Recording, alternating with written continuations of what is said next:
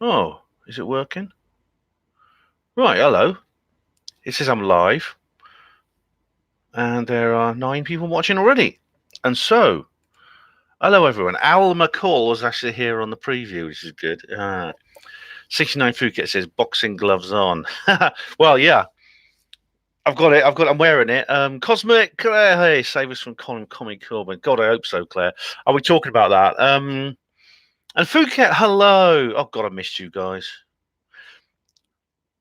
Trotsky love. Don't get me started. Who's he?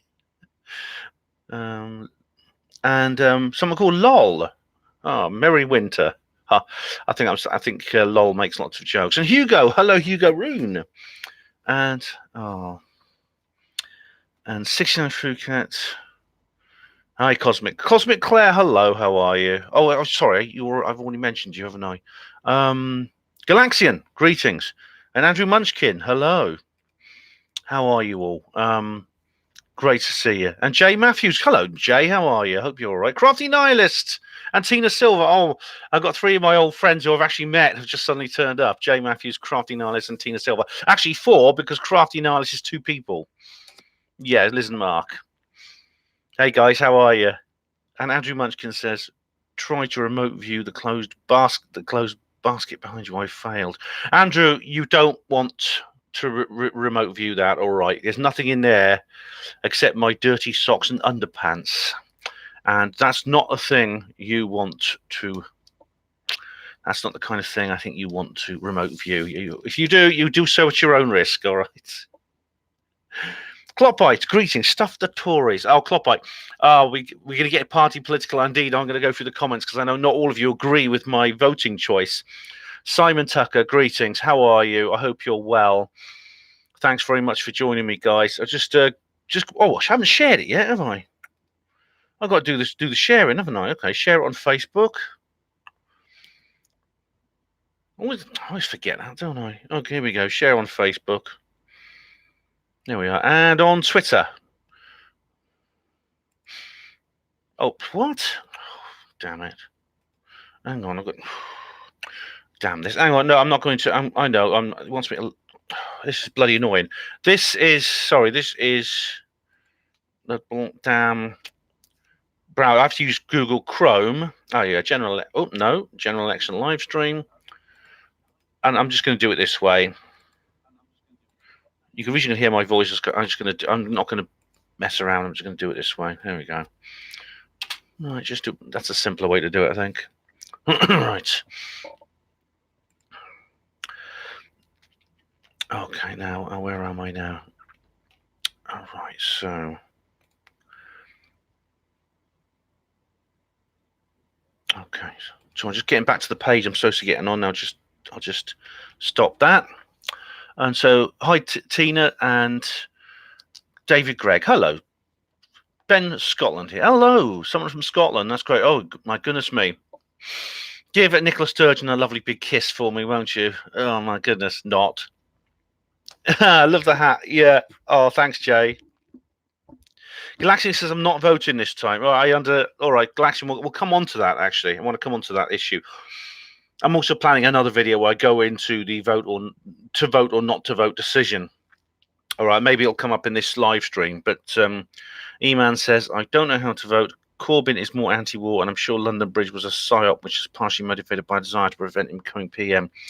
Now, E-Man, I don't agree with that. Now, I understand it's difficult to know who to vote for, and I'm going to go into that myself. But I think the psyop is the other way around. It's the establishment, and Corbyn represents the establishment. You see, I think our perspectives are different here.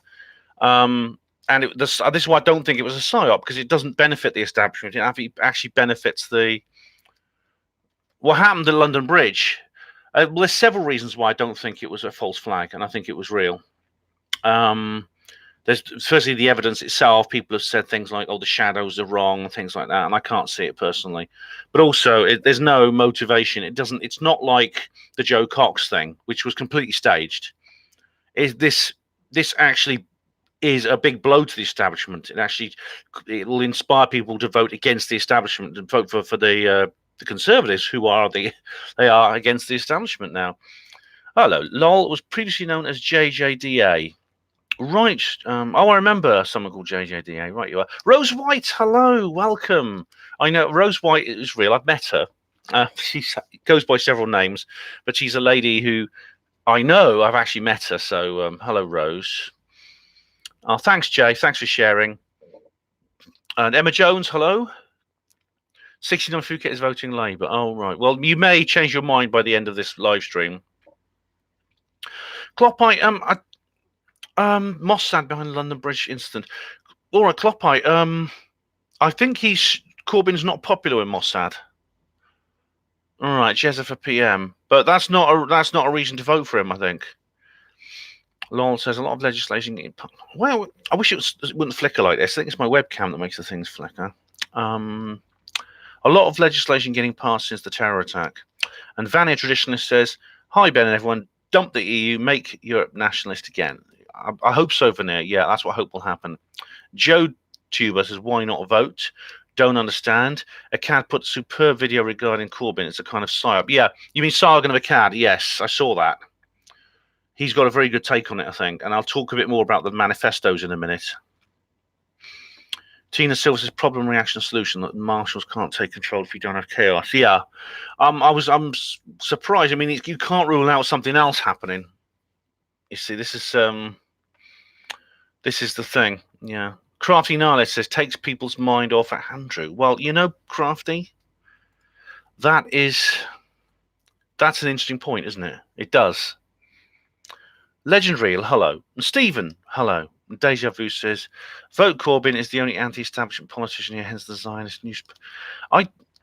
Boris is the establishment. No, Deja Vu, I don't agree.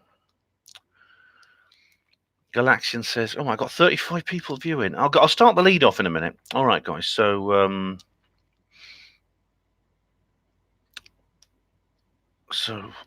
E-Man says, the video of Usman Khan getting up after being shot. No, that wasn't him. The guy with the jacket wasn't him. It was someone else. He's holding a knife and he's running away. He's actually an off-duty City of London police officer. I've seen another video that comes from another source which shows the police holding guns. Well, obviously, if there's discrepancies, then, yeah, you've got a point. 69 Phuket. So let's agree that we'll go vote Labour and go to bed. Oh, right. That's... if only elections were that simple, Phuket, weren't they? Stephen says it's the general selection. Well, Stephen, I would have agreed with you at one point there. Okay, so Diego Rivera, hello. Trump is... Oh.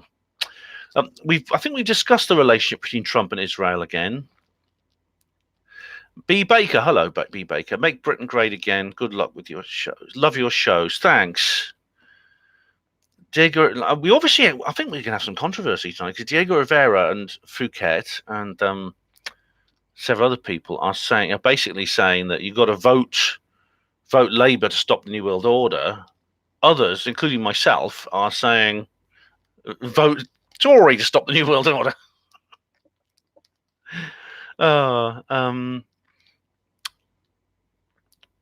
Okay, well, E-Man, I think the whole London Bridge thing. If there are genuine discrepancies with the London Bridge thing, then we should deal with them. Hello, Ronnie. I didn't know you were badge 51.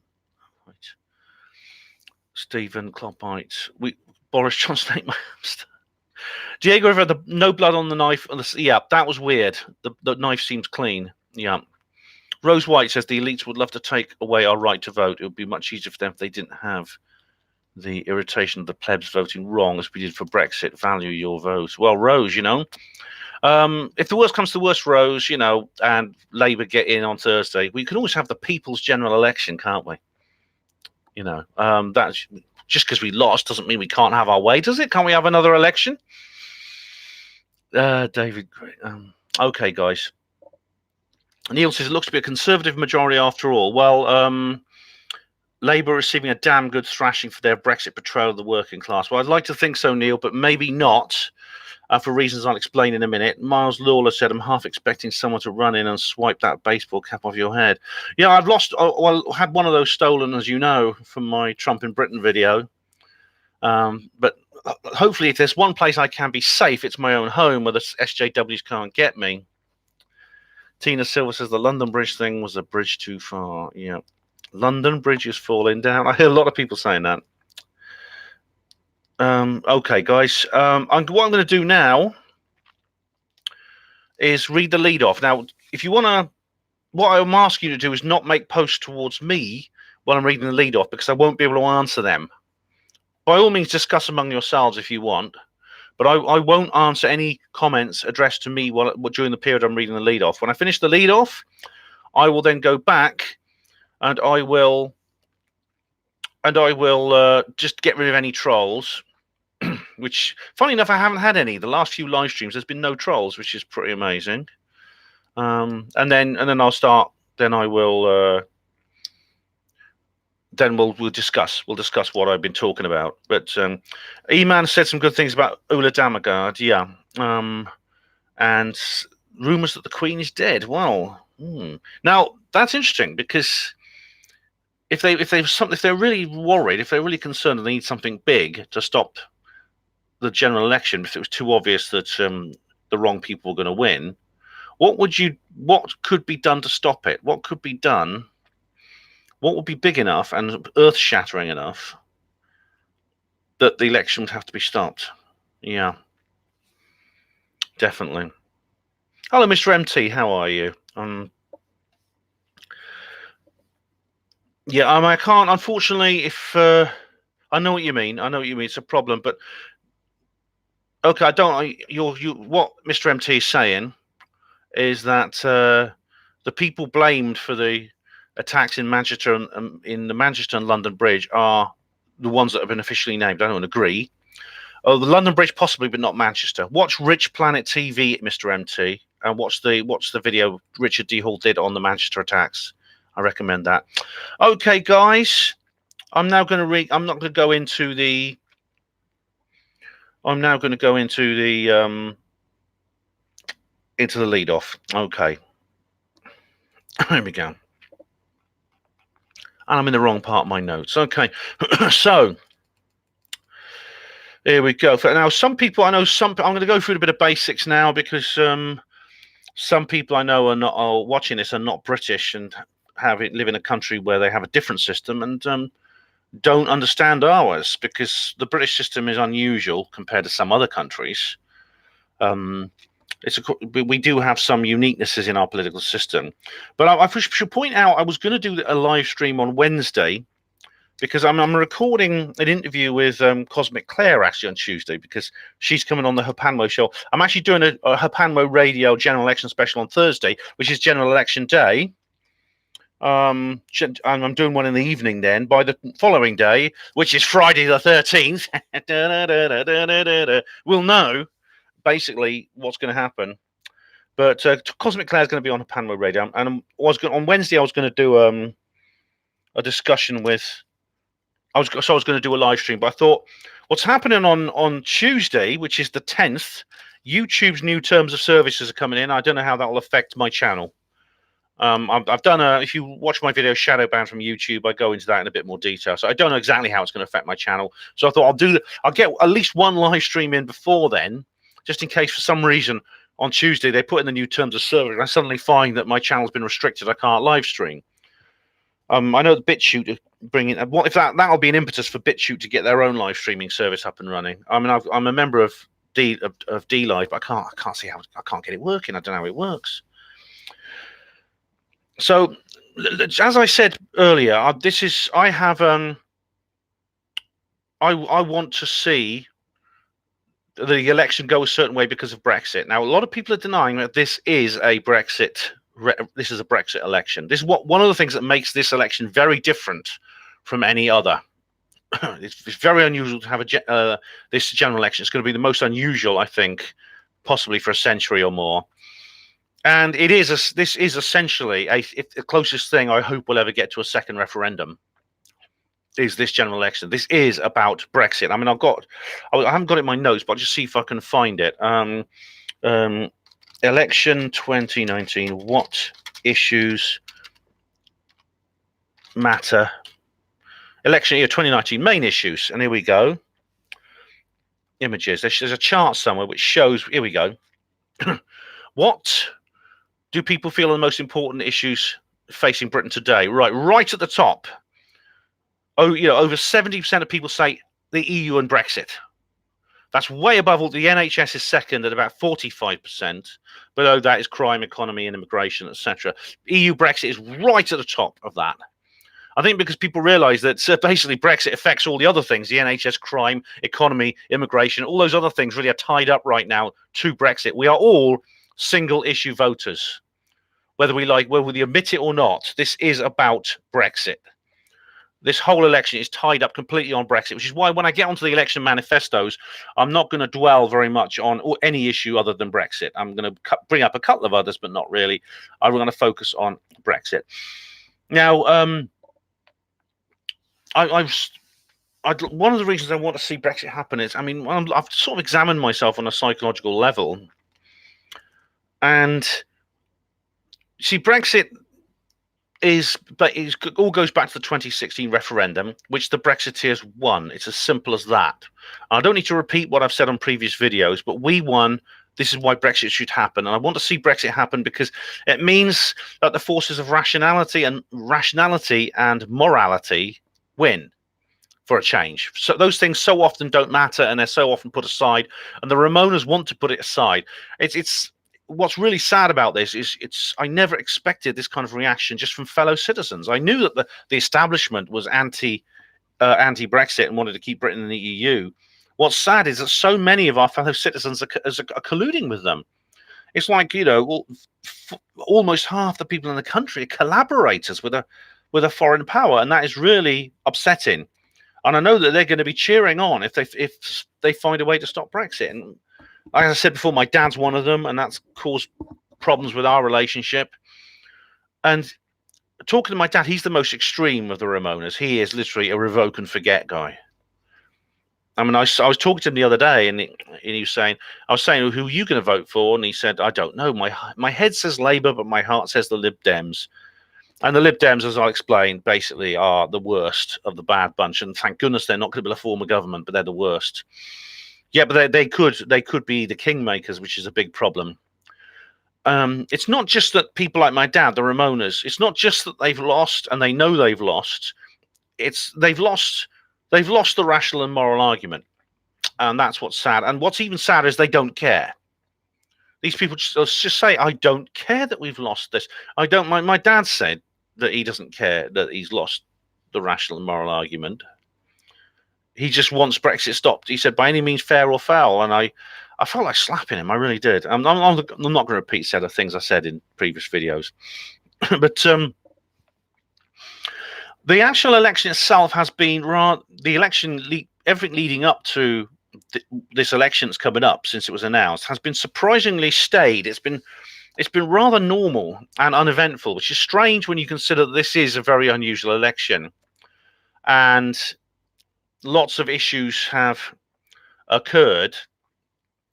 Lots of issues are on the table which aren't normally on the table. But there's been not a lot has happened. There's been the usual campaigning. There's been the usual debates, which have been which have been again quite normal, where the various candidates to and fro over all their issues, not just Brexit. There's just all the other usual issues.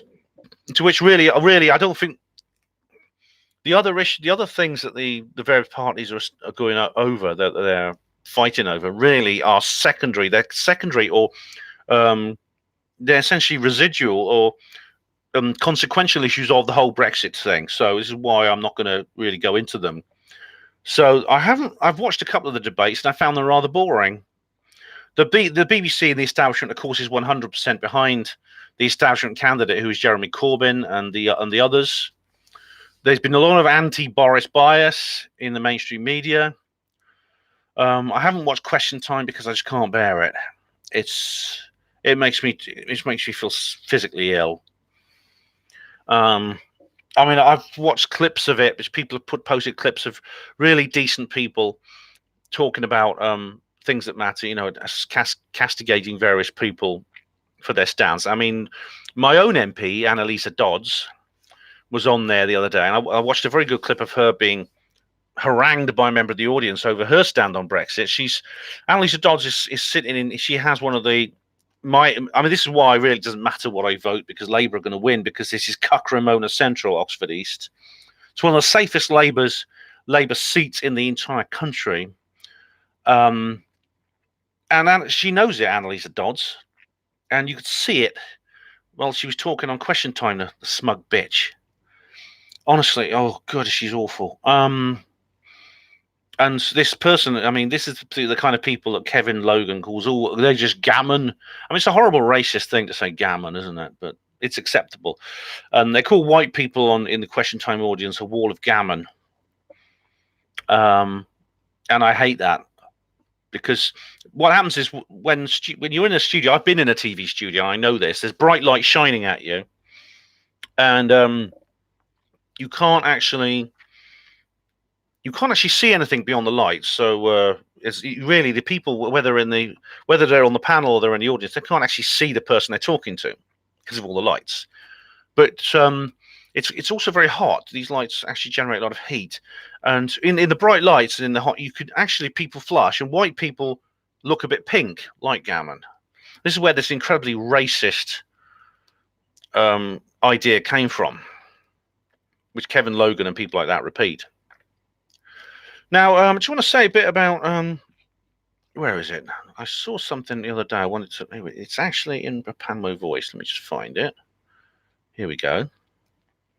The Pontefract and Castleford constituency. Now, it was Maya Tusi brought this up, and so I decided to look into it. And this is where you get a problem with the Brexit Party and vote splitting,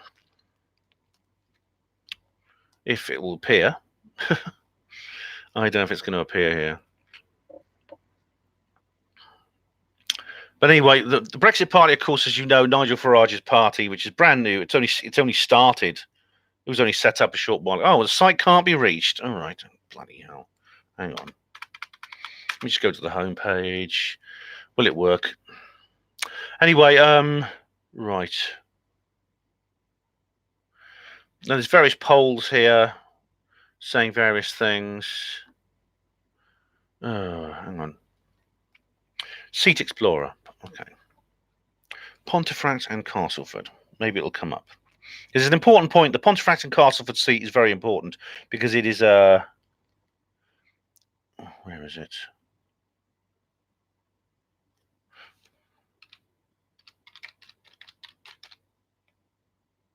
And it's not appearing. It's not appearing. Hang on. What? Let me hang on. Just gonna do a bit of Googling. Sorry.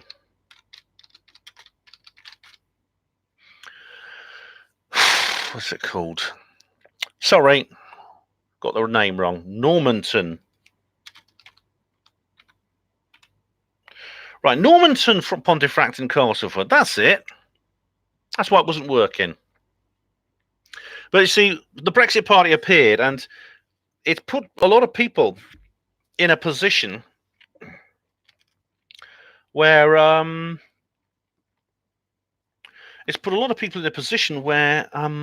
they're wondering who to vote for. Who do you vote for? Because if you're in it, it's not really a dilemma in my own constituency, because, like I said, Oxford East is cuck central. We've got Annalisa Dodds sitting with her feet up, knowing that she's got a job for life here. This has been a Labour stronghold since the Precambrian.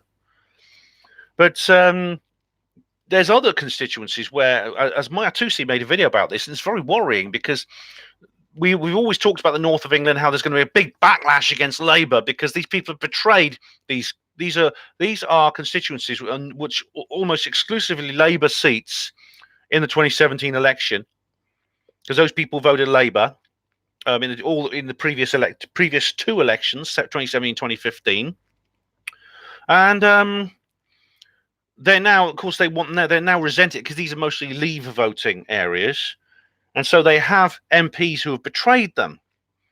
MPs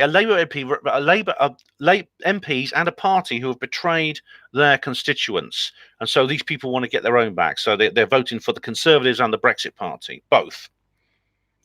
Whereas the Remoaners are all uniting behind Labour. This means under the system we have in this country. It means the person who wins the most votes in any constituency is the MP. They don't have to get a majority. They just have to have the most number of votes, which means we're in a situation which we have here in Normanton, Pontefract and Castleford. Labour are predicted to get 44% of the votes. Conservatives are predicted to get 33% of the votes. And the Brexit Party are predicted to get 13.3%. Right, so all those people want to get her. And now this particular MP is held by someone called Yvette Cooper, the person behind the first bill, which I talked about on the previous live stream, where she's basically this thing saying, "Oh, we're going to take no deal off the table, so there'll be we're rejecting a no deal Brexit." And then the deal comes up. Oh no, we're voting against that deal. So it's like shutting all the doors except cancel Brexit. She was the one behind all this. So we want to get her out. So it's 44% voting Labour, Brexit Party 13, Conservative 34. So which means we're in a situation where all these people who want to fight back in the north of England against Yvette Cooper are now having two parties to choose from. Which means under our current system, Labour still win. Yvette Cooper will keep her seat. That if Conservative and Brexit parties, like I said in my previous live stream, if they got together and they pooled their resources, then this wouldn't happen, because there would be a coalition. There would be an anti-EU, pro-Brexit coalition of all parties. And they would pool their resources and they would get these traitors out.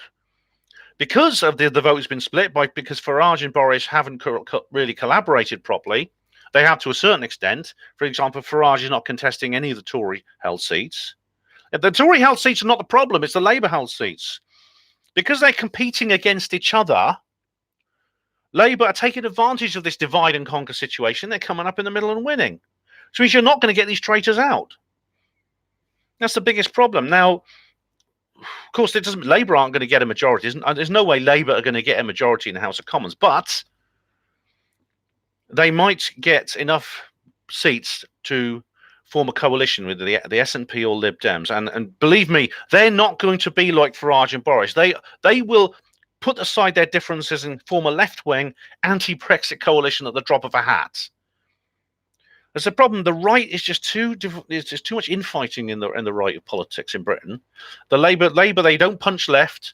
They don't. They'll put aside any differences they have, ideological differences, and they will unite for their cause. That's what the right has to learn to do in situations, at least in situations like this. And I'd love to see Yvette Cooper voted out. It's unlikely she's going to be, even though the actual Brexit Party candidate, who I can't remember his name, Maya Tusi actually brought this up. What's his name? I'll just Google it. Hang on. Yvette Cooper City Brexit Party candidate. I want to actually name him because he did something brilliant.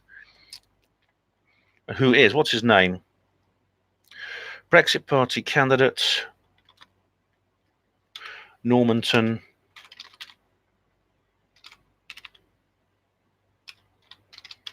Pontefract, and whatever else it was. Normanton, Pontefract. Here we are, Wakefield Express. Candidates in Normanton, Pontefract and Castleford. There we go. Denise Florence Jukes, her name is. Denise Florence Jukes, who is standing, she did something fantastic. Now she can't step down because all the nominations are in, and the nominations are closed now, and she can't step down from the election. But what she has done is she's realised something that her leader Farage hasn't, and indeed Boris Johnson hasn't either. She's realised the situation I just talked about. She has advised all her supporters to vote Tory, because she's understood exactly what I talked about. Now, I'd love all the Brexit Party candidates in all these particular seats I'm referring to do the same. Whether it will work or not, I don't know. But she's just said, look, I'm not stepping down, but please don't vote for me. Vote for Andrew Leigh, the Conservative candidate. And why has it? Why is this situation? Why has this situation arisen? Why wasn't this addressed properly before the nominations and everything? Why is there not a coalition? I think a Boris Farage coalition would be perfect for this situation. And unfortunately, if we lose this one, I think that in the inevitable post mortem, that is something that's going to have to be asked. It really is. Hang on, guys. Okay. Just a moment.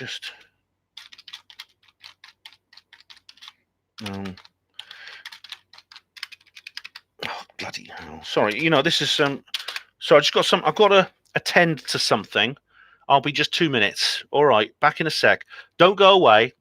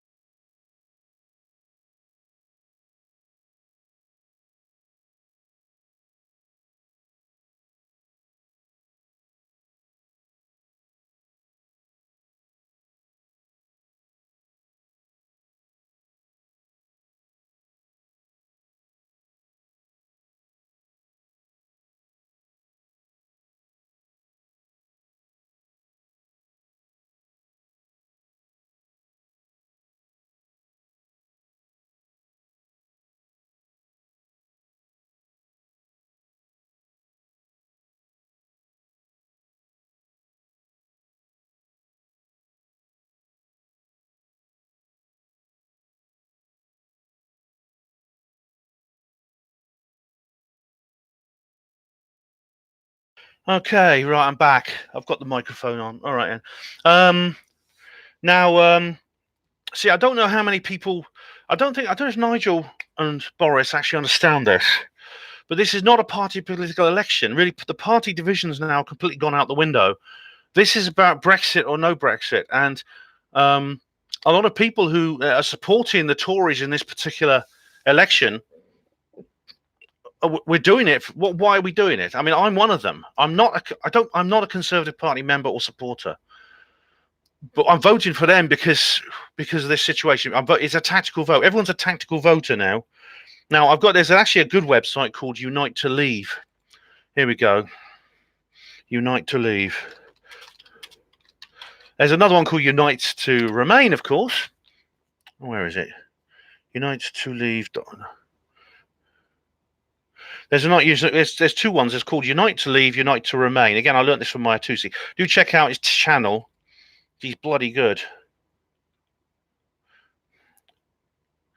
Here we go. And that's I put this in, and there's actually an article just appeared from the Telegraph here. Brexiteers will never forgive the Tories or the Brexit Party for their failure to unite to leave. Benedict Spence. Yes, exactly. This is an article from November, back in November, and this is absolutely true. It depends. I mean, obviously, it depends whether they win or lose. But there's a website called Unite to Leave, which is where. Hang on. Because I went and looked it up. I went up and looked up my own entry on them. I mean, it's all academic because here we go, history. Oh no, where is it? We have a. Here we go. Right. I know, because it'll be in my history. Let's see. Anything?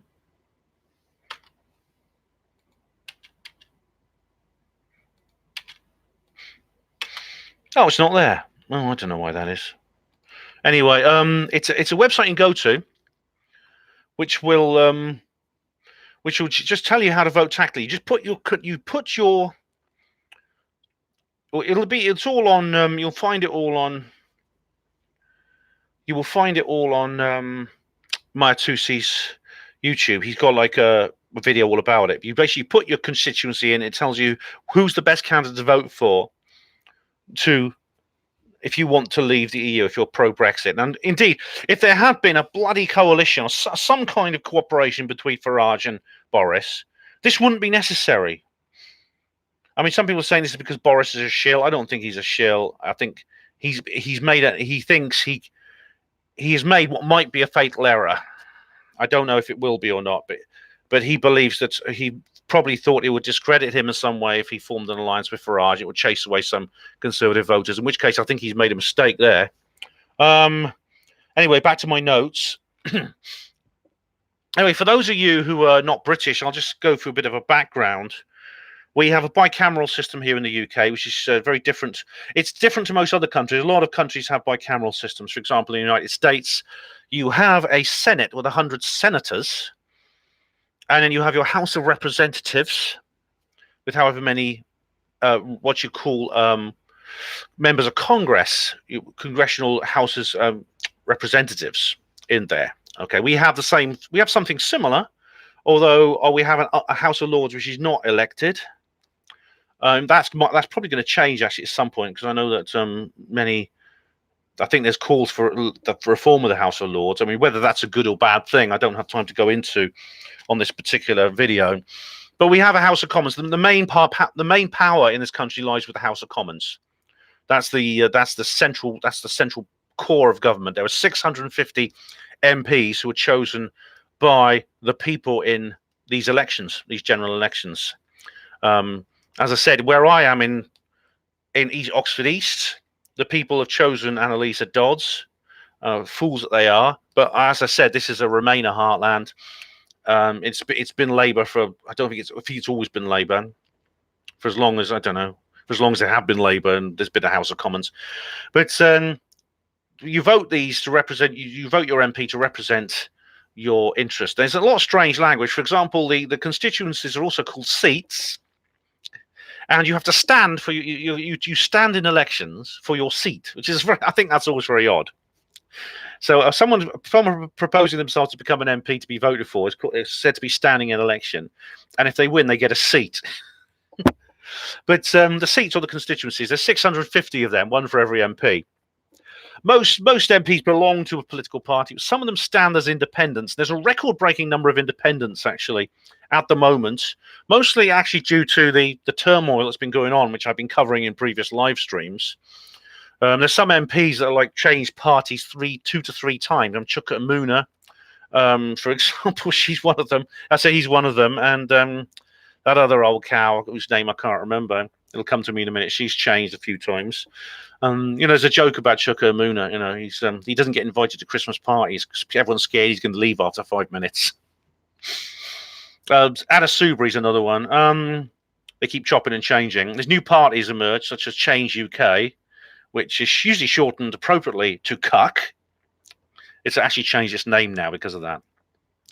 So the central government deals with laws, the national laws, which supposedly help it run the country. We have local governments as well in the form of county and district and local councils, which deal with things such as rubbish collection, schools, the police, and things like that. Whereas the national government deals with things such as defence, healthcare, the law and order, the courts, judiciary, things like that. That's how it's divided. I know in some countries it's different. This is how it works here. There are 46 million people currently registered to vote. Usually less than half of them turn out. But this time I think there's going to be a record turnout. In fact, there's been a massive number of people newly registering to vote. And a lot of them are quite young, actually, because older people are more likely to vote than young people in this country. But it seems like youthful apathy seems to be broken. And a lot of the Remainers are sort of like cheering now because they say, oh, those people are going to vote Remain and they want to vote Labour. Well, The polls don't actually reveal. The polls don't actually say that. I mean, the polls are actually slightly different. However, it is going to be an influence. So some of the people registering to vote are obviously not all of them are going to vote for Labour. It's an assumption that's the case because young people are more likely to vote for Labour. But indeed, I did. I'm not proud of myself, but that's when they're voting. When you register to vote, you're not asked what you're going to vote for. So this is very much an assumption. Anyway, what happens is you go to your polling station. There's no buttons you press like you have in the United States. Remember all that trouble with Project Veritas revealed? The people were pressing the button on the computer, and so they were pressing a button for Trump, and it was like, "You've just voted for Hillary Clinton." Do you remember that? And James O'Keefe of Project Veritas should be congratulated for revealing a lot of electoral fraud in the United States.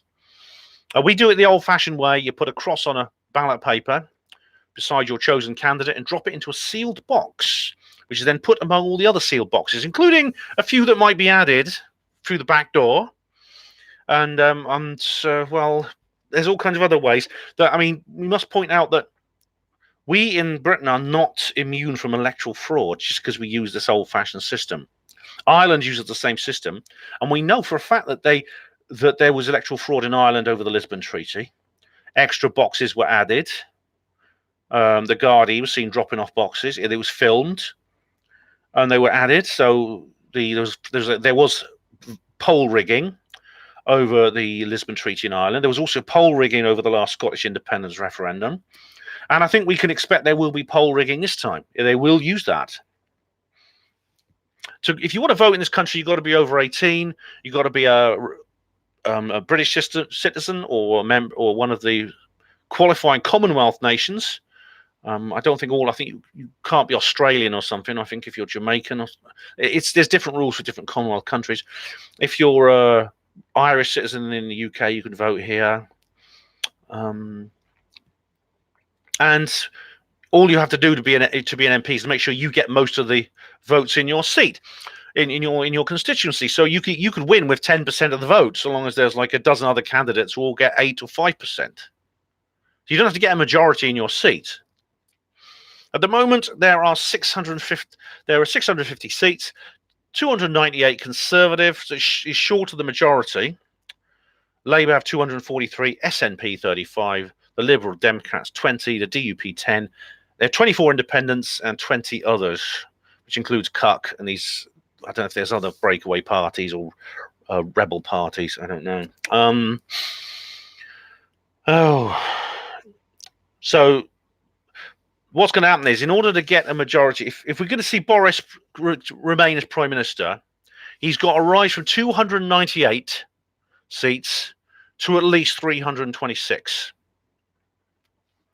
He has to get at least an extra 29 seats, 28 seats. He's got to get at least another 28 seats, because then you have more than half of the 650. He's got to win an extra 29 seats. Now, can he do it? That's the question, because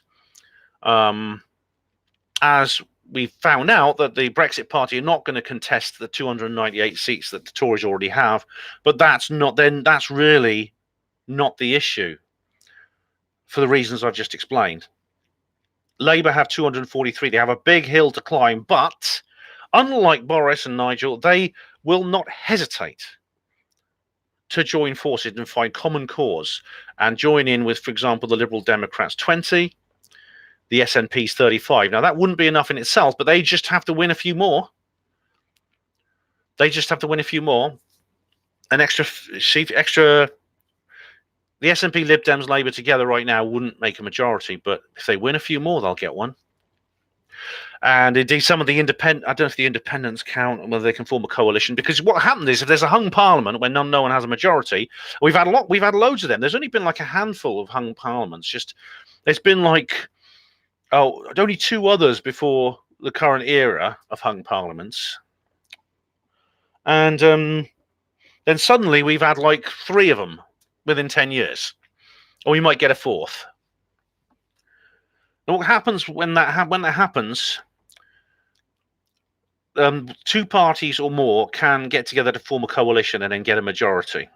That happened in 2017 with the last election. We've had 3 general elections since 2015. In the last one in 2017, Theresa May made a terrible terrible mistake by calling a general election in the middle of her term, thinking that she'd get an easy majority because she was ahead in the polls. It turned out that for various reasons of campaigning and protest and things like that, it didn't work out. And so she had to form a coalition with the DUP, Democratic Unionist Party of Northern Ireland. They got 10 MPs. If you add them together with Boris, they're still in formal coalition. It's still short of the 326.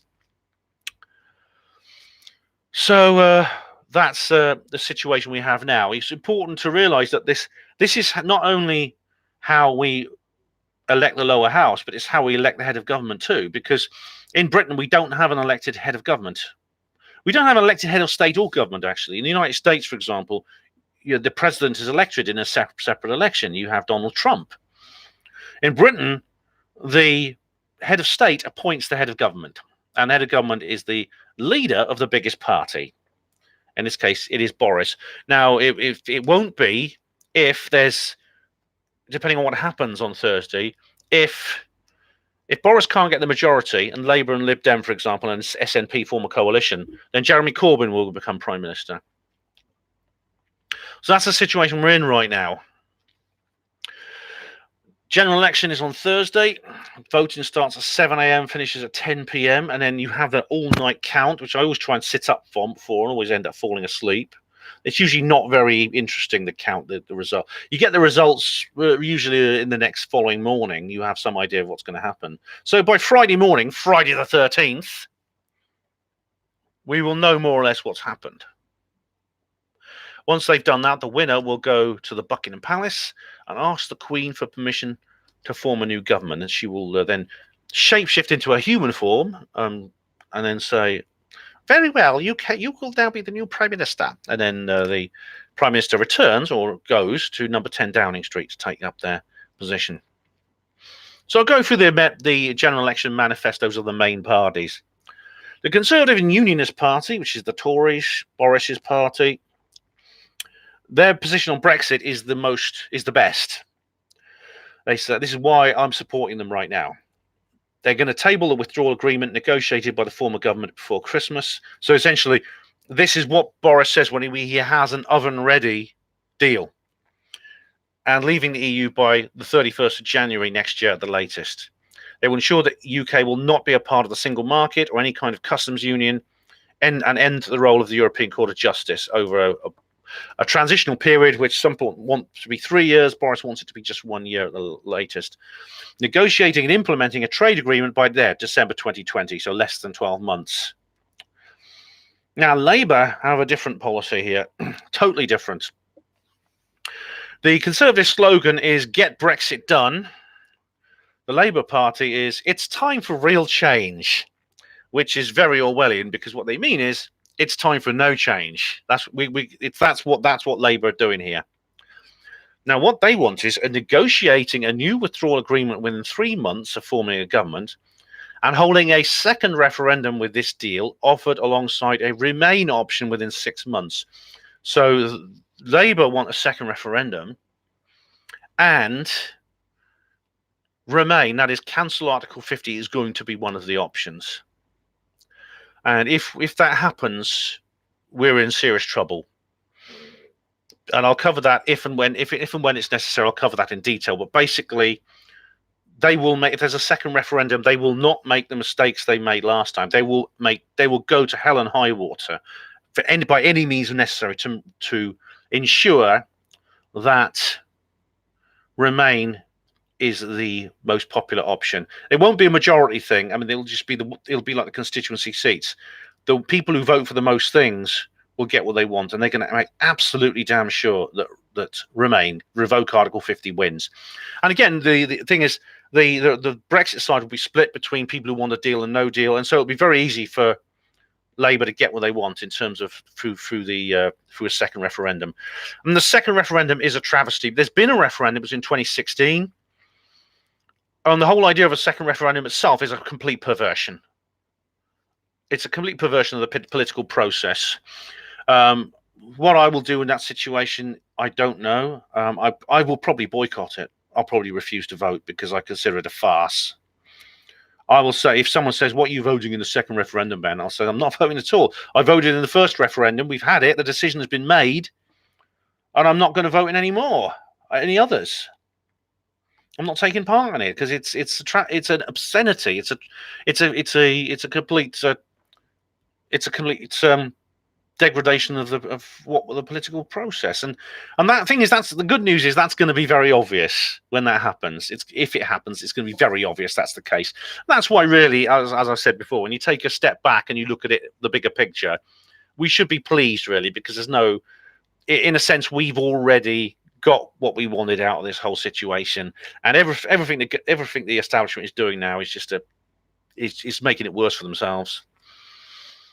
But it says here they're going to prioritise close alignment with the single market in the withdrawal agreement. So I think that they're going to say, even if there is a Brexit in name only, it will be within the single market. It'll be the Norway option, which of course will be a prelude to complete membership, a complete rejoining. The plan eventually, I think, is a complete rejoining. We'll stay in the single market and then just rejoin. Automatically granting EU nationals the right to continue living and working in the UK.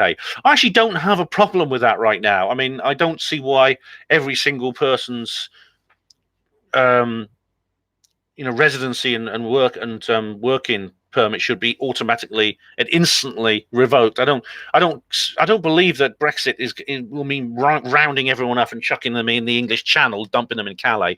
I mean, obviously, immigration reform is going to have to happen to combat globalism. But I mean, the idea this is attached to Brexit automatically is a Ramona Scare story. I mean, it's nonsense. I mean, my mother was a Dutch woman, and she came and lived in the UK before the Common Market, before the European Communities Act. This idea there's going to be some kind of wall built around the country, and no one ever goes in or goes out again. It's crazy. It's Ramona Scare stories. Brexit will turn the country into North Korea. No, it won't. Now, I'm just going to bring up something else as an aside within the Labour manifesto, which is not actually directly related to Brexit, but it's something that should concern us, because when it comes to the justice reforms that Labour want to do are very worrying. They want to, this is the Lammy review from none other than David Lammy, that he wants to address the disproportionate levels of BAME at children in custody. That is black, Asian, and minority ethnic. In other words, anyone who's not an evil white person, he wants to know why there are more of those kinds of children in custody. And that's going to be implementing recommendation, the Lammy review. And what he hopes to gain from this, I don't know. I mean, I think his plan is probably just to lock up more white people. I mean, this is the way the left deal with these sorts of things.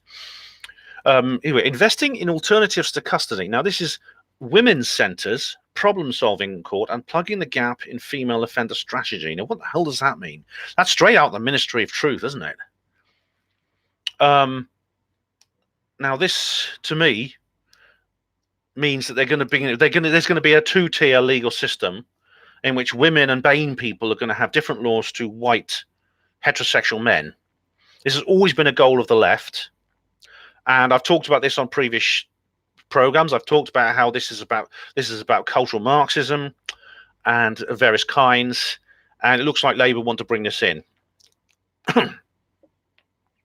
Now, another one is including a no-fault divorce. This is going to have a huge impact on family life, as is the domestic abuse situation. Now, this is what they're going to do. They're going to reintroduce a domestic abuse bill. They're going to appoint a commissioner for violence against women and girls, only women and girls. There'll probably be another commissioner in favour of violence against men and boys. Who knows? I mean, that might be what they'll suggest. They'll say, well, perhaps we need more violence against men and boys, then we'll have equality. And this is very worrying. Prohibiting the cross-examination of domestic violence victims by their abuser in court. And it doesn't actually say so, but I'm guessing when they say domestic violence victims, they mean women victims and not men. firstly, if you're in court, then the domestic violence victim is an alleged victim of an alleged abuser. Yeah, that's going out the window now. It's going to be guilty and it's proven innocent, and they're going to make damn sure if you're a white male, you can't be proven innocent. So that I think is one of the that seems to be where this is going, and what this is going to do, it's going to destroy. It's going to break up. It's going to do more to break up families. You're going to see more men becoming MGTOWs. You're going to see more women becoming feminists. You're going to. This is what they want. This is a total globalist, cultural Marxist agenda. Because you're going to get guys thinking to themselves, well, what's the point of going and cohabiting with a woman, even if you don't get married? What's the point of starting a family? Because there's all these laws here which could destroy me at any time. Can I really trust this woman enough not to do this? And it's going to be tempting for women to use this law as a, if they're the kind of person who would do this, and there are people who will do this. I know people who will do this. They will take to carry out a fake complaint against somebody, their partner, if for some reason they've had a row, or there's been some kind of, or maybe he had an affair or something, or there's been some kind of dispute within the relationship. They may decide to carry out a malicious false complaint, and under what Labour are suggesting, it's going to be much easier for them to do that, and it's going to be much harder for that to be detected as a fake complaint. Sargon of Akkad did a good video about this, actually. The rule of law, allocating 20 million to support survivors of modern slavery, people trafficking, and domestic violence. Well, that's actually I don't have a problem with that. The problem I have with is that when it comes to people trafficking and modern slavery, if you've listened to my Panmo radio interview with Alan Tate, you'll know that the government is actually collaborating with the people traffickers. Right, now, abolishing the 2014 Immigration Act and ending indefinite detention. Again, this is all part of increasing immigration. The Labour want to increase immigration. As I've talked before about the threat that actually poses. And I'll say more about it in the future. I've talked before about all this. It's basically all about, as George Orwell said in 1984, there'll be no love except love of Big Brother. So essentially the state replaces the family. So you break down families, you break down nations, you break down communities, and there's only one relationship, that between the individual and the state. That is the ultimate goal of the New World Order. And Orwell describes it so perfectly in this book that was written. It was written 70 years ago. Do you remember my 70th anniversary live stream of Orwell's 1984? Don't know if you must remember you must remember it. I did a live stream all about this because 70 years ago, Orwell predicted what we're seeing now. Okay, this is Liberal Democrats' manifesto. Now, the slogans are surprisingly free of hypocrisy. There's a refreshing honesty about the Liberal Democrats. They say, "Stop Brexit." It's on their badges. Stop Brexit, and they don't go into this slimy stuff about rigged polls for second referendums. They say, "Revoke Article 50. Just revoke Article 50." And that's actually means that their support is actually dropping, because I think even some of the Ramonas realise, not my dad because he's so extreme, but some of the milder Ramonas now realise that is going too far. And I think they understand the threat that this poses. Use £50 billion of Remain bonus to increase public spending. I don't know exactly what they mean by Remain bonus for remaining in the EU. I don't know what that means. I think that means not paying the divorce bill. Well, I've always said don't pay the bloody divorce bill anyway. And now their justice reforms is pretty similar to Labour. In fact, they go through all the same things as Labour do. I mean, it's really a carbon copy of Labour, which is why I think there's going to be some kind of they're going to find it very easy to find a coalition with Labour. All they have to do is negotiate their position on Brexit, which they'll find very easy to do. I mean, Corbyn won't need much arm twisting to drop the whole second referendum idea and even go straight for revoke Article 50. Once he's in power, he doesn't have to worry, does he? because people have already voted for him, including people who don't like the idea of an immediate revoking of Article 50. They're going to suddenly realise that Corbyn is going to be Prime Minister without a majority. He's going to form an alliance with the SNP and Lib Dems. And then Brexit is over. So I don't want to be blackpilling here, okay, because it may not turn out that way. And I'll come to that in a minute. But I'll come to the polls in a minute, all right, because the polls are borderline, and it may not be that way. And I don't want to be a black pillar and make you all depressed. Plaid Cymru, the Party of Wales, the so-called Welsh nationalist. In fact, when Plaid Cymru was formed, it was called a Plaid Genedlaethol Cymru, which means the Nationalist Party of Wales. But they are only nationalists in the sense that the Ministry of Truth is in Orwell's 1984 tells the truth. It's an Orwellian word. Their manifesto is Wales, it's us. Cymru Rydyn ni, I think that is in Welsh. Cymru Rydyn ni, yeah. Anyway, it's again Labour copy, campaigning for a final say on the referendum, and the party will back Remain. Corbyn, incidentally, says he's going to remain neutral in any second referendum, which is odd because he's the Prime Minister. Of course, he'll say he's remaining neutral, but of course he's not. Another thing, they bring this in every time. A self-determination bill aimed at introducing a referendum on Welsh independence by 2030. Welsh independence, of course, means Welsh non-independence, because what Leanne Wood and these people are talking about is a single-stage transition from Wales being a UK constituent nation to being a member state of the EU. So it's a frying pan and fire situation which they want to drag Wales into. Plaid Cymru are disgusting people. I mean, I've got family members who are members of them, so it's bad. Anyway, right, the SNP. Now, they're very pro-climate change. They want a green energy deal to ensure eco-friendly initiatives.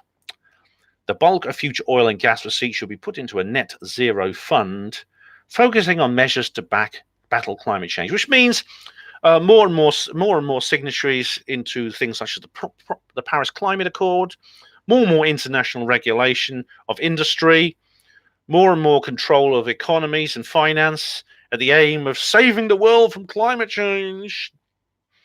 You know what I think of climate change? I think, well, it's of all the threats to the environment at the moment, and these people are focusing on the emissions of completely harmless natural gas, which is a part of our atmosphere anyway. But it just happens to give an awful lot of power to the government. Yes, we have this trend in global politics towards greater authoritarianism, internationalism. At the very same moment, coincidentally, a problem emerges of such purport it could end life on Earth as we know it. And the only solution to that is more authoritarianism and internationalism. That's climate change in a nutshell, guys. Right, Brexit, here we go. Now, Sturgeon, the big fish running Scotland, says they're backing a new second referendum. So they're basically echoing Labour, apart from the fact they are openly partisan about what they want done. They want to revoke Article 50. They're going to put the Remain side in, and they're going to back the Remain option. And apart from that, they have this thing for political reform here, which basically is very similar to Plaid Cymru. They want Scotland out of the UK frying pan and into the EU fire. They believe that an independent Scotland in the EU, I mean, is that an oxymoron or what? An independent Scotland as a member state of the EU? Why I'm not the only person who spots that contradiction, surely. The Brexit Party manifesto. Now, Brexit wants a clean break Brexit with no extensions to the transition period. However, Farage has suggested a short delay to negotiate a deal to the actual Brexit period itself. Now, this is something I've always differed with him on. This is where I think he falls behind Boris. And of course, this is one of the things that is going to be used to divide. This is one of the divide and conquer situations. The environmental policy is very good because Farage says he's going to invest 2.5 billion into fishing and coastal communities, which he'll be able to do after Brexit. To planting trees as well, good idea. They're going to make it illegal for waste to be exported across the world, buried or dumped at sea. That's good, very good. They're going to review universal credit. Good. Their defence policy is also very, very, very sensible. Now, they're going to maintain their commitment to NATO, which I don't approve of, but they are going to withdraw the UK from the European Defence Union, which is very important indeed. And I think that it doesn't actually say so here, but I know that Farage is against all these various, like the various Middle Eastern wars, like these foreign constabulary wars that British troops have been involved in, and have suffered terribly through the death and injury of the soldiers and the effect this has had on morale of our country. They're very much in favour of House of Lords reform as well, the Brexit Party, and I don't know where to go with that. But anyway, let's have a look at the polls as they stand at the moment. I check these every day, and every so often they change. But let's have a look. Come on. Right. Poll tracker. Now, this is a very good, it's actually improved. This is a very, very good function here they have on BBC News, which is actually, it does put in the margin of error. Now, the polls at the moment stand as this. A Conservative 42%, with a likely range of 38 to 46 within the independent polls. This is like the poll of polls. It's like an aggregator. Labour 32 with a range of 28 to 36. So even the good news is Labour do not overlap the Tories at all. I mean, the most optimistic Labour poll puts them at 36%. This puts them short of the most pessimistic Conservative poll at 38%. But the problem is that, as I've explained, it's not who's voting, it's where they live. This is the problem with this is one of the issues with our particular system. Lib Dem is currently average 14 with a likely range of 10 to 18%. Brexit Party 4 with a likely range of 0 to 8. Greens an average of 3, 0 to 7. The Greens are really out of the equation now. Now, if you look at the trend line, now this is like a flow chart, a line graph, which runs from February right up to the present day, and you can see how the polls have evolved over time. And you've seen they've evolved enormously. It's like a cross-shaped structure, with the Conservatives and Labour. They started round about 35 to 40% each, and they descended, both of them, to around about 22%. The Brexit Party rose and overtook them for a while, both of them, but has now plummeted. The Lib Dems also have this similar hump, although it's not as pronounced as the Brexit Party. But the Lib Dems are in decline now, and Labour are picking up slack. At the moment, Labour and Conservative have been rising basically in a parallel 45-degree angle from October onwards.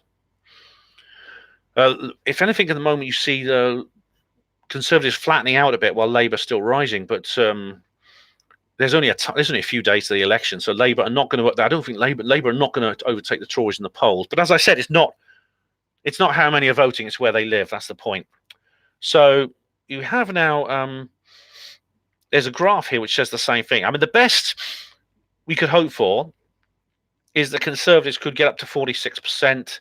Then, according to these polls, then of course, if they pick up the Brexit slack, that will take them over 50 and we'll get a majority. The worst scenario is if Tories just get 36% and Labour get 30. They get 38% according to these polls. Lib Dems then get 18 and Labour get 36. Then you're going to have a hung parliament with a Labour Lib Dem government. But that's kind of the situation with the polls at the moment. But if you look at the polling data, they vary an awful lot because there's all kinds of different. There's Pollster, Ipsos Mori, Comres, YouGov, Kantar, Gallup, ICM, Survation, Data Poll, and there's several others. And you scroll down, and there's various others, and you can see here that they vary an awful lot. For example, Opinion puts Conservative on 46% and Labour on 31%. This is a much bigger gap than the average. In fact, BMG puts Tories on 39, Labour 33. But we won't know until the day. This is the thing, that the polls have often been proved wrong before. They really, really have.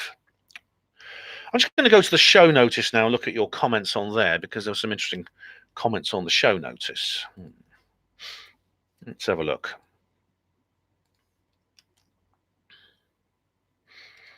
Let's have a look at what we have here. Okay.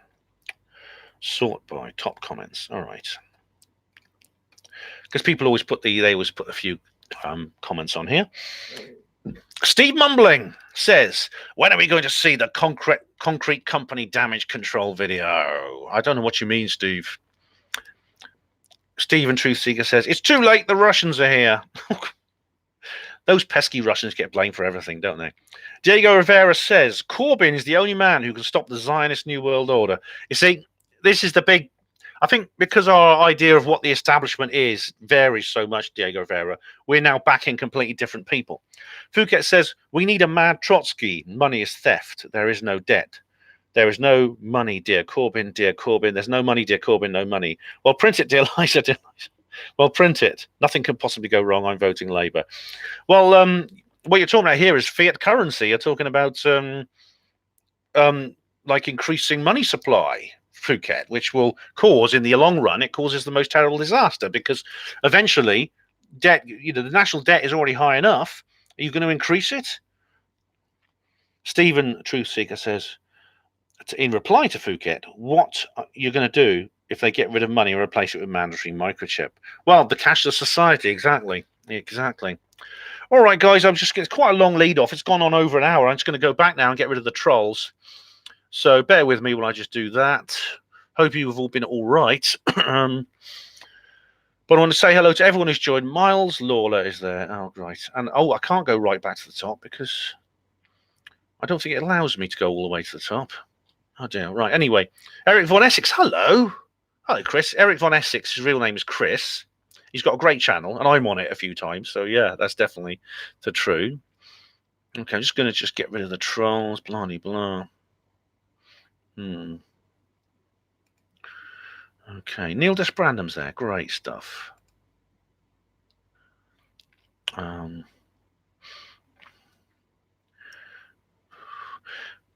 can't. What I might have to do is I can't see all the comments because this has gone on so long. As I said, Sauna Lesolite. I can't answer comments because I'm gonna have to go through them. Because you repeat your comments, please, in a minute.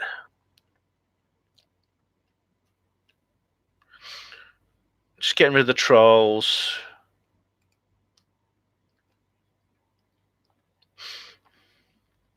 Oh, there's just too many comments. There's just too many. Well, there's 62 people watching. This is a very popular live stream.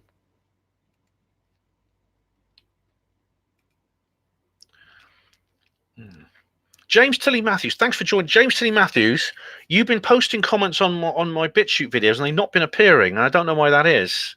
It's probably a fault with BitChute.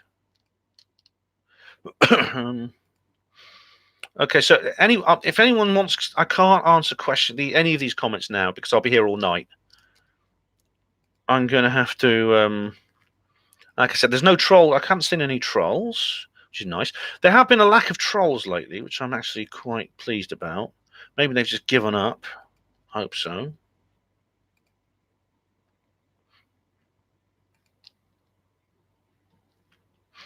Okay, right. Okay.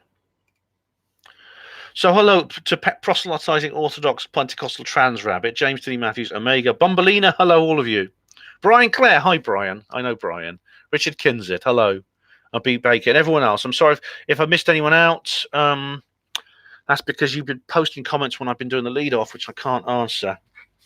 But just wondered what you thought of everything I just said. Now, I know there's a difference between Diego Rivera, Diego Rivera 2 Genius 2 has a real big thing about this situation where they see Zionism as everything. Therefore, because Corbyn is anti-Zionist, therefore he has to be prime minister. Well, he's not. I mean, I don't go along with this idea, incidentally, that Corbyn is anti-Semitic. I mean, there are Labour members who have made anti-Semitic comments, But it appears like this is something that you never hear. You never hear them say this, but it appears to come from the radical Islamists primarily. And that is something that you don't. When you hear that Labour's got an anti-Semitism problem, what they should be saying is Labour has a radical Islamist problem, because it's mostly coming from them. I mean, there's other people, like there's a guy I know I did an interview with, actually. He's a Labour Party member, and he was suspended because of because of David Icke. I mean, and you get this other idea where there's anti-Semitism where there's no anti-Semitism. Like David Icke says, "Oh, there's a new world order," which is not the work of Jews. And someone says, "David Icke just said there's a new world order, and he says it's the work of Jews." And David says, "No, I said it's not the work of Jews." The reply, "But when you say it's not the work of Jews, that's just you using code for it's the work of Jews." So you can't win with things like that. That is just nonsensical. So there's a little bit of that in it, but primarily it's the radical Islamists in the Labour Party who are the problem. And James E. Matthews says, "God bless our beautiful bouncing Benny Handles." Thank you, James. And Miles Lawler, "So-called liberals seem to like democracy when it works for them personally. This is a terrible precedent and as good a reason to vote pro-Brexit as any, even if you don't vote ordinarily." Yes, exactly, Mars. This is why I've got this T-shirt here. Make Britain independent again. Get Brexit done. I got this from Maya Tusi's website. As I said before, and I'll probably do a video about this, actually. If things don't go our way Thursday, let's call for the people's general election. I want to propose. I'm going to make a video proposing the people's general election. Yeah, we'll keep having elections until the Tories win. Yeah. Diego Rivera, they'll fix for Israel. No. I don't share your views on Zionism. I don't believe Zionism is not the New World Order. It's something the New World Order uses. The same way, exactly like my differences with Tommy Robinson, because for him, the New World Order is Islam. For me, no, it's just a strategy. Rabbit says anti-Semitism is big in the conspiracy theory world. Well, yes, you see, it's anti-Semitism. The thing about being an anti-Semite is it's one of these things you can be it even when you're not it.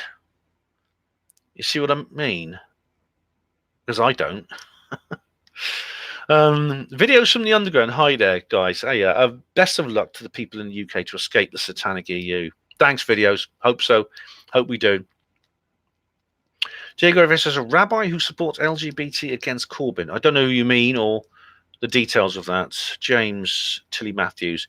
I'll say one thing for Zionists. They do have natural rhythm. That's Blackadder, isn't it? Oh, it's Catholics, isn't it? That reminds me of Blackadder. It was, what's her name? Miriam Margley's going as Lady Whiteadder. Yeah. Oh, that was so funny. Wicked child. Brian Clare says, Ben, more Labour councillors arrested in Sunderland in connection with child abuse and Unison. Oh yeah, I mean, look at Keith Vaz. Look at them. They're absolute scum, most of them, and indeed most of the Tories are as well. I mean, the only way Boris got to be prime minister is the 2016 effect. It is literally a post 2016 cock up, just like with Trump. Where are we now?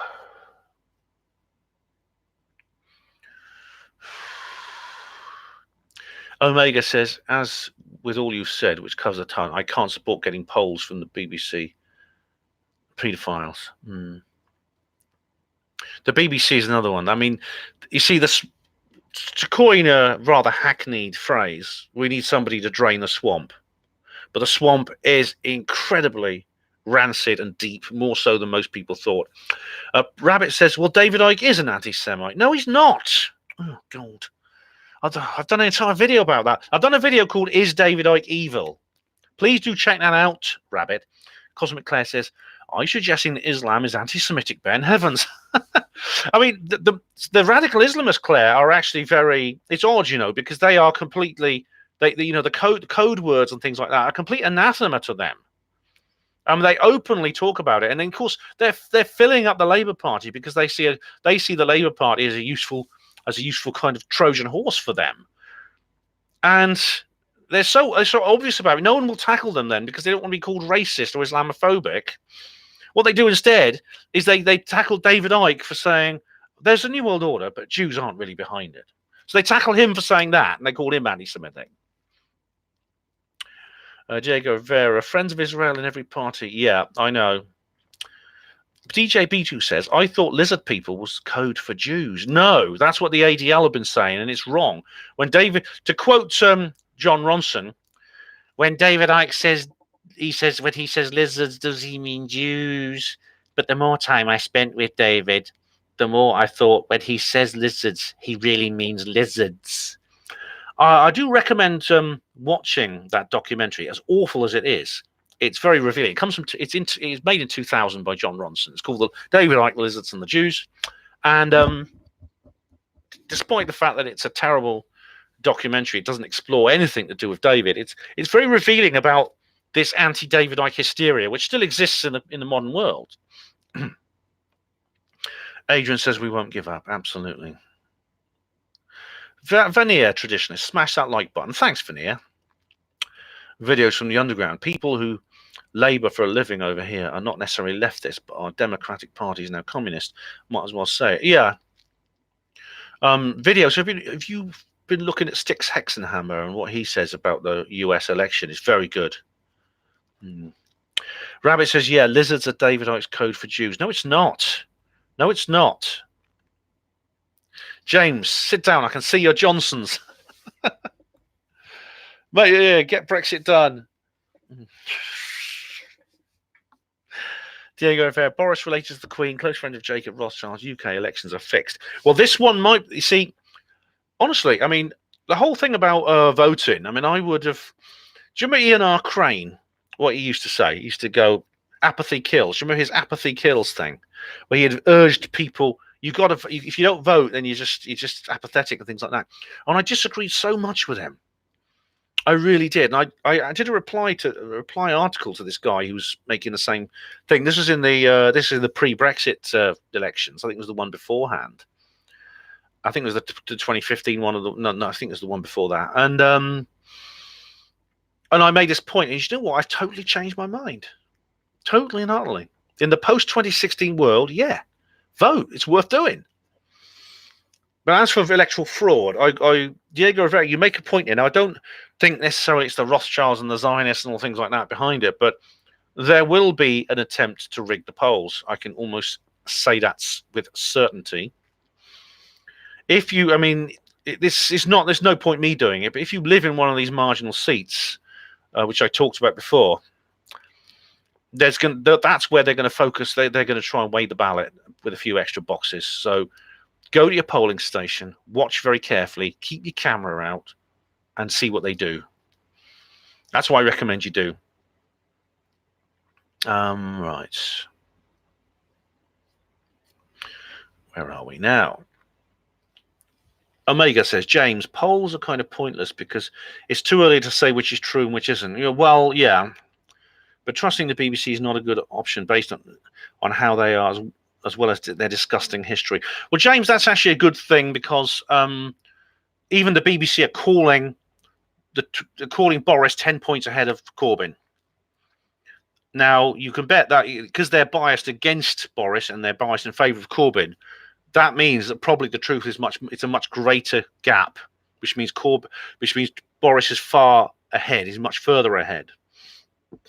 It's sad, actually, that in this country, one party can lead another by 10 points, which is a huge, very comfortable advantage, and might still lose the election. I mean, it's the way our system works.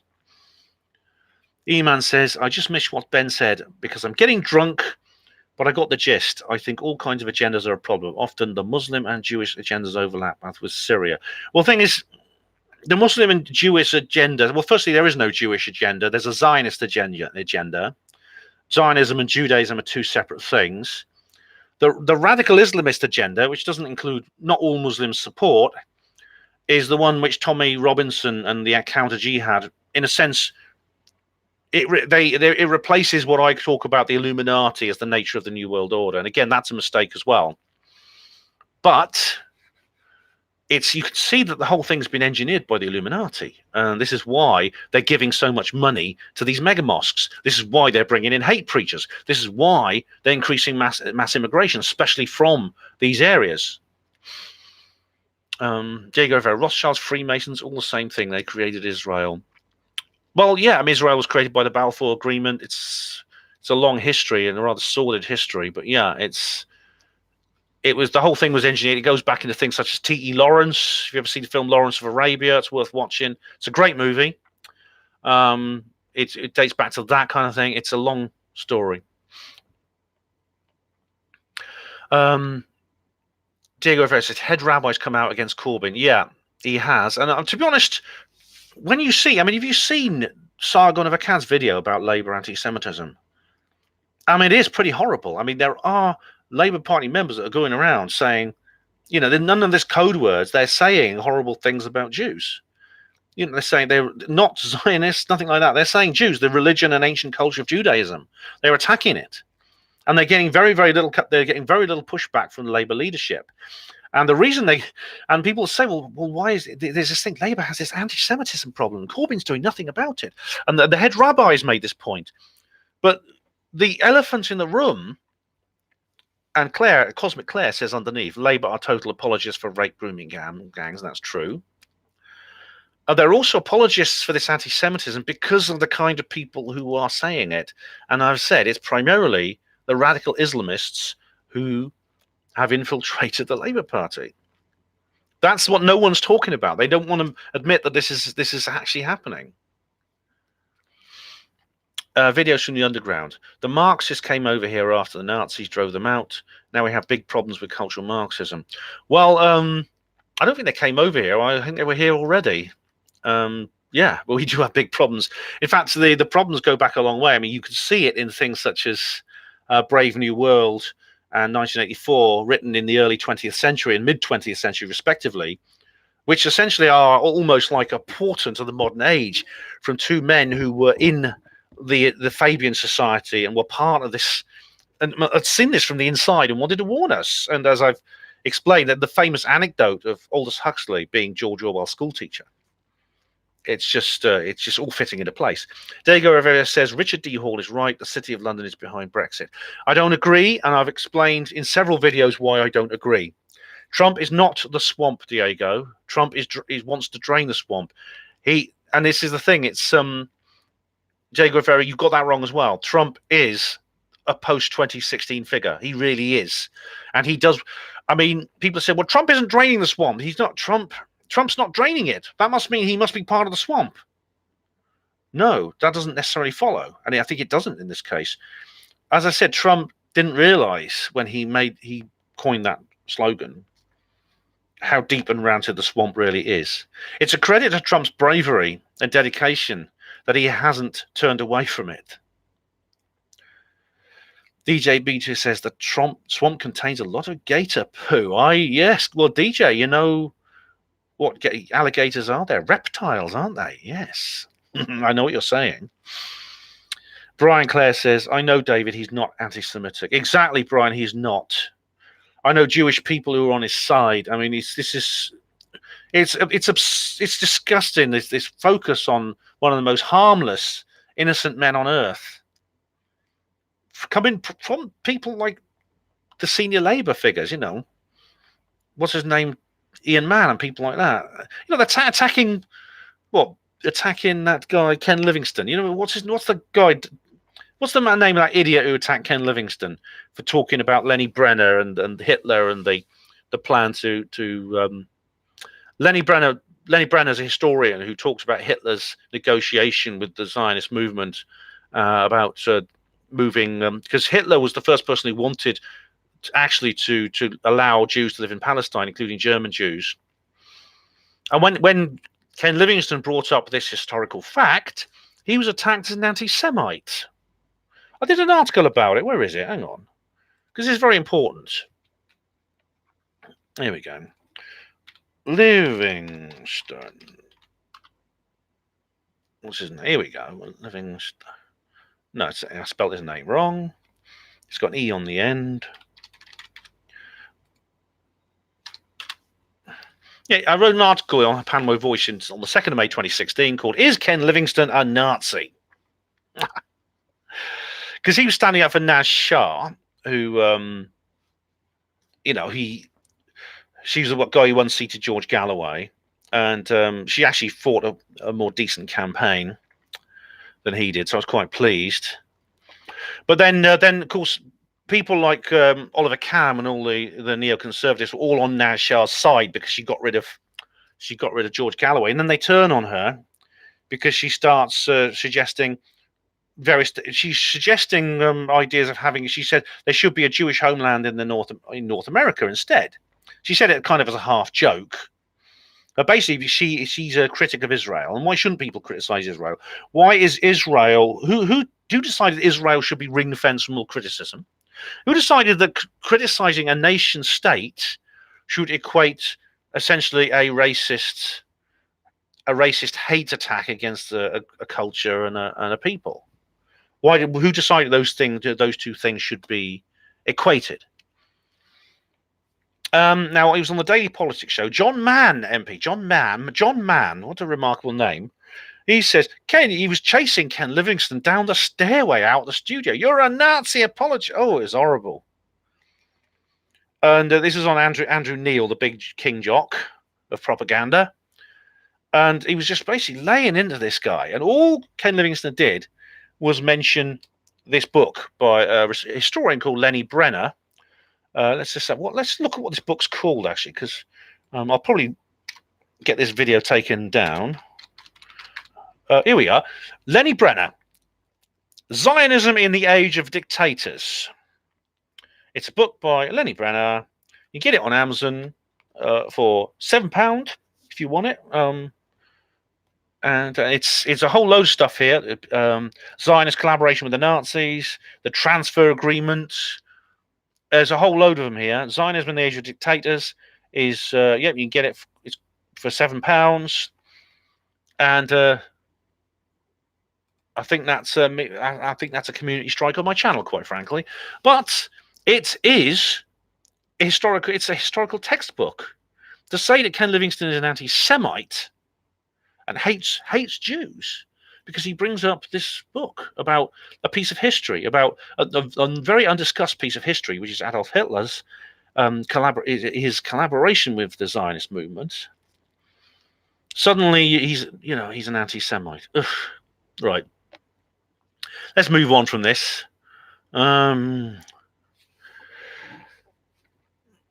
James Tilly Matthews. As long as I continue to, you see, one of the things Labour do want to abolish zero-hour contracts, and I approve of that, James. That's something I hope that Boris would do. Diego Vera says radical Islam is fake and run by MI5. Well, it's not just MI5, but yes, it is a state-controlled agenda. It has been created. It's not. I'm not just talking about false flag terrorist attacks. I'm talking about the real terrorist attacks done by real radical Islamists. But those radical Islamists have been created by essentially a psychological warfare operation engineered by the state. Cosmic Claire says Labour are useful idiots for radical Islamists. Claire, I can't help thinking it's the other way around. I can't. I think it's the other way around. Well, if you not just the Labour Party actually are maybe useful idiots for radical Islamists. Actually, so you're right about that. But I was thinking, there's other people say that if anyone says, I know that this is the standard sort of counter-jihad alt-right position, that the entire Western establishment is a useful idiot for radical Islamists. No, it's the other way around. It's the other way around completely. Where are we now? Rabbit says, I think you'll find Trump perfectly summed up. No. You just say that. That's just what Diego Rivera says, and I think you're wrong. James says, head rabbi. God, they've got a rabbit for everything these days. Rabbi, not rabbit. Don't get the two mixed up. One's a guy with a skull cap who sits in a synagogue, and the other is a small mammal who digs holes in the ground. Don't get them mixed up, because otherwise you'll go to the synagogue and start digging holes in the ground, and you'll try and get underground into a rabbit warren to worship God. Video says 3 major religions out of the same area of the world. All 3 think they have a monopoly on the truth. Well, You know what videos? You're going into ancient history here, but it's fascinating, the development of these religions. Have you heard of Ian Ross Vero? And the book he wrote about the church and where it comes from. And it's very interesting about where Christianity comes from. And there's similar stories for Islam, and it's really, really good. Omega says, I'm proud to be a racist because I support Tommy Robinson, love my country, my grandparents fought for. Well, I mean, the word racist is one I never use because it's just completely lost its meaning through overuse and misuse. I don't think it's not. What do you mean by racist?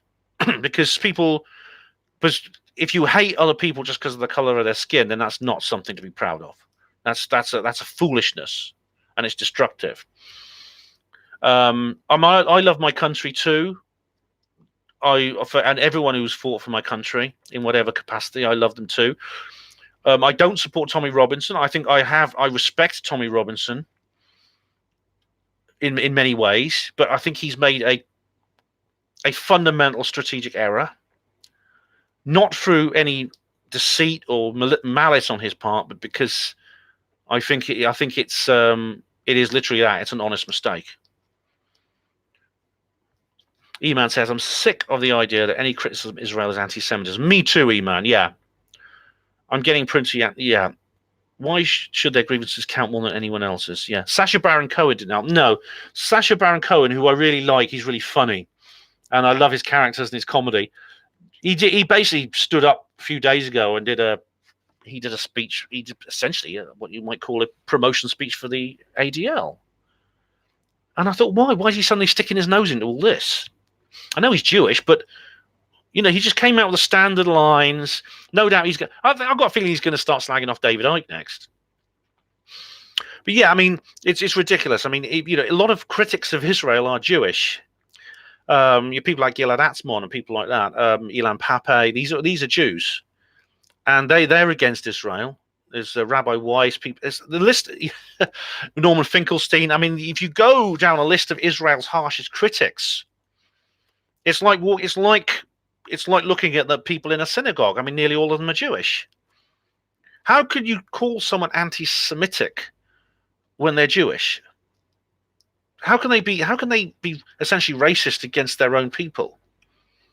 It is an illogical contradiction, which is completely accepted in this clown world that we live in. What a fantastic phrase that is, clown world. I love it. Oops, slipped to the bottom again. Every so often we just slip to the bottom. Oops, here we go.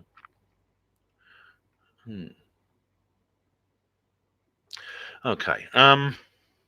Video says Ted Heath was a lizard, according to Ike. Yes, and I think he's right. Diego Vera, radical Islam is a construction of Zionism. 9/11 was done by Mossad. It's not a construction of Zionism. Zionism and radical Islam are both a construction of the Illuminati. 9/11 was... I don't know exactly who did 9/11. I mean, the idea that it was a complete Mossad operation comes from the dancing Israelis. Now they say, well, these are Mossad agents and they're celebrating because they did 9/11. Unlikely when you think about Mossad, whose motto is "We shall do war by deception," and they are an intelligence and paramilitary organization. I'm sure there were Mossad agents in New York that day, but I think they were probably keeping a slightly lower profile. I think if you're an undercover agent for some foreign organization and you suddenly start dancing around like a lunatic when something happens, I think you can safely say you're blowing your cover. Which is why I don't think these guys were Mossad agents. In fact, there's been interviews with them since, and they actually explained what they were doing. They were celebrating. They apologized for doing it essentially, and they saying we know lots of people got killed. The reason we did it because we know now that the US government would take a more pro-Israel stance, which indeed they did. In fact, they fought two really bitter wars, essentially for Israeli purposes. Cosmic Claire, Sticks is great. Yes, he is. James says, if my grandparents had known how all this would turn out, they probably would have told Churchill to go Fuku. Yeah. Yeah, the Winston Churchill, I mean, I don't know if you've ever read Churchill's War by David Irving. It's an astonishing book. I mean, it's along with lots of other things such as Hellstorm and these various other movies and documentaries and books that have come out. And they've only just come out recently because it's only really been because I think the World War II is now receding into the past so much. But it turns the entire thing on its head. It really does. The whole idea, our finest hour and all that, it's just nonsense. I mean, Winston Churchill was a manic depressive. He was a psychotic. He was brought his upbringing is incredible. If you read it, I read his autobiography. He talks about his childhood. It's incredible. I mean, this is something that was you would only call child abuse today. Oh, it's incredible. Adrian says David couldn't make it any clearer. If people still misunderstand, they need to pay attention. I know it's awful that David is in this situation, Adrian. He stands there. He's a good guy. He's written books. He does lectures. He gave up a career as a TV presenter to do this, and all he wants to do is educate people. And all people do, these organized renter mobs keep coming up to him and saying, "Oh, you're against the Jews," and it doesn't matter how many times he says. However many times he says he's not, they just won't accept it. He's wasting his breath. Brian Clare says, Boris is a distant cousin of the Queen. All right. Yeah, I mean, see, Boris has aristocratic background. For some people, that's reason enough to dismiss him as an agent and as a controlled opposition, a limited hangout. I think there's a bit of an inverted snobbery there, I really do. And as I said in my reply video to Steve Mumbling, inverted snobbery is one of these acceptable prejudices, isn't it? It's like feminism. It's something that people do almost without thinking, and they say, well, that's acceptable, I can do it, it's okay to do that, and they don't see the double standard. Cosmic Claire said, I agree with Ian R. Crane on the apathy thing. Claire, I used not to, but I do now. Jimmy James, hello Jimmy, how are you? What do you reckon on a Labour majority? No way. They're not going to get a majority. I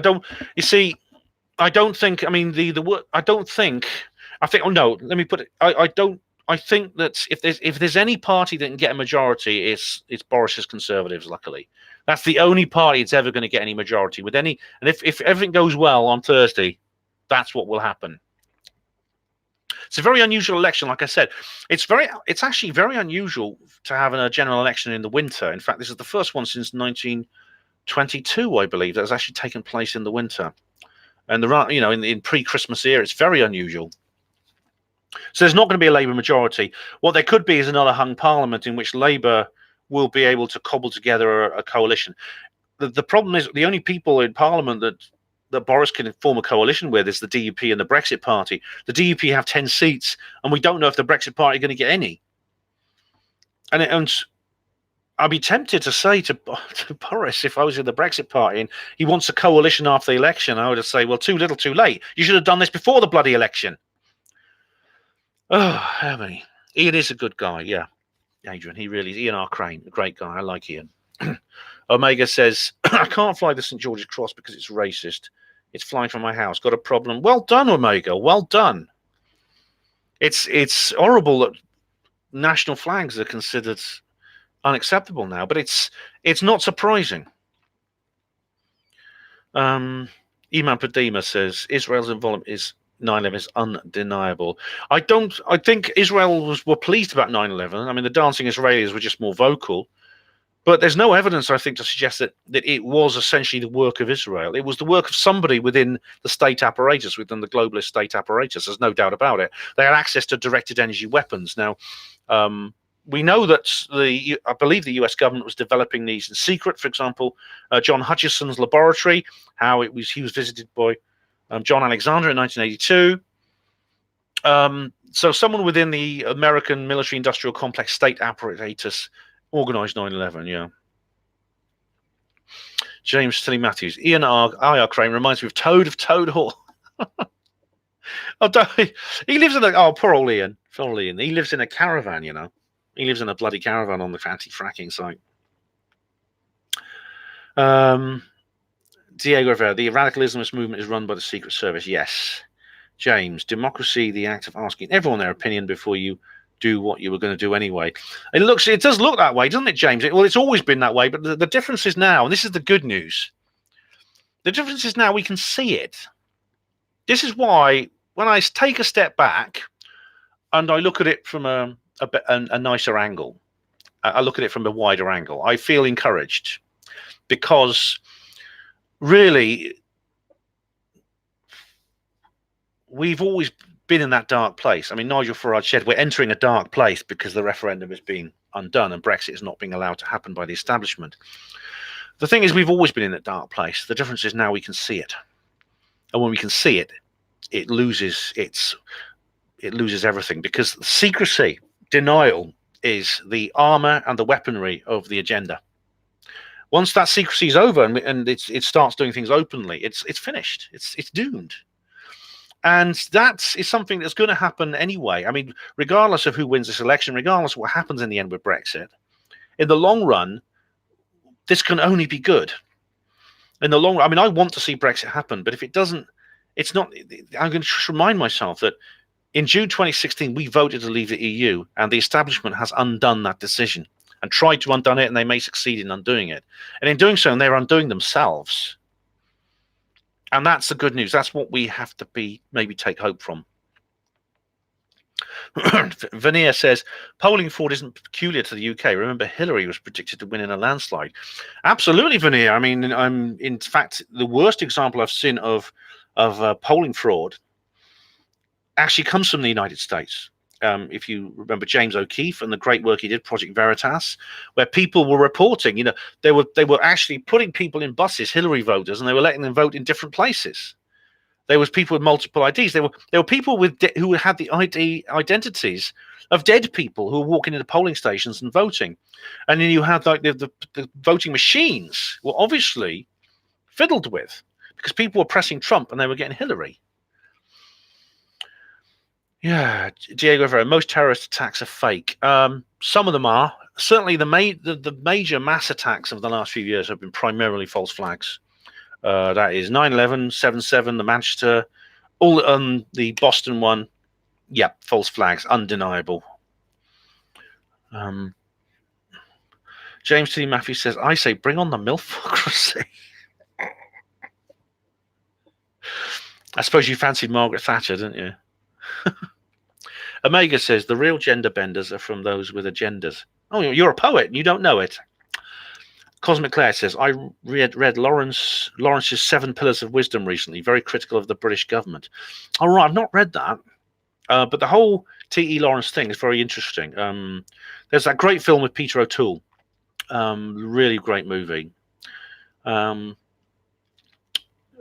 Lawrence died in a motorbike crash. It's very odd because there was the same stretch as road where one of the Marconi deaths took place. There was a Marconi suicide in, I think, 1983 on that very same stretch of road.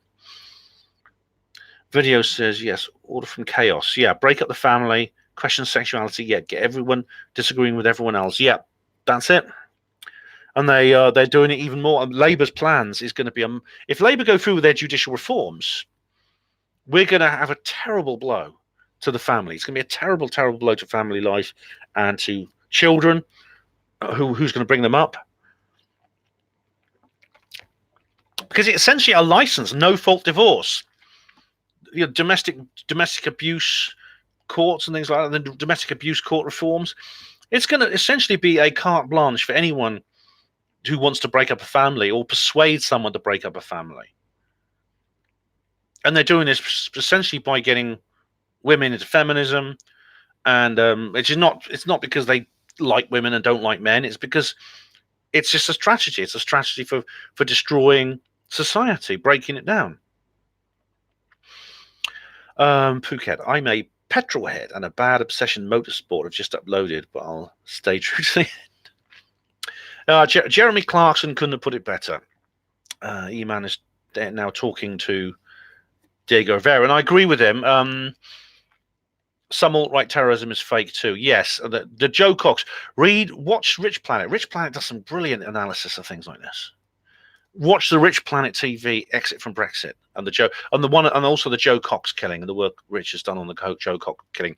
And the risk of sounding immodest. Also, check out my interview with Nick Colostrum on the trial of Thomas Mayer. That's another excellent source of that, if I do say so myself.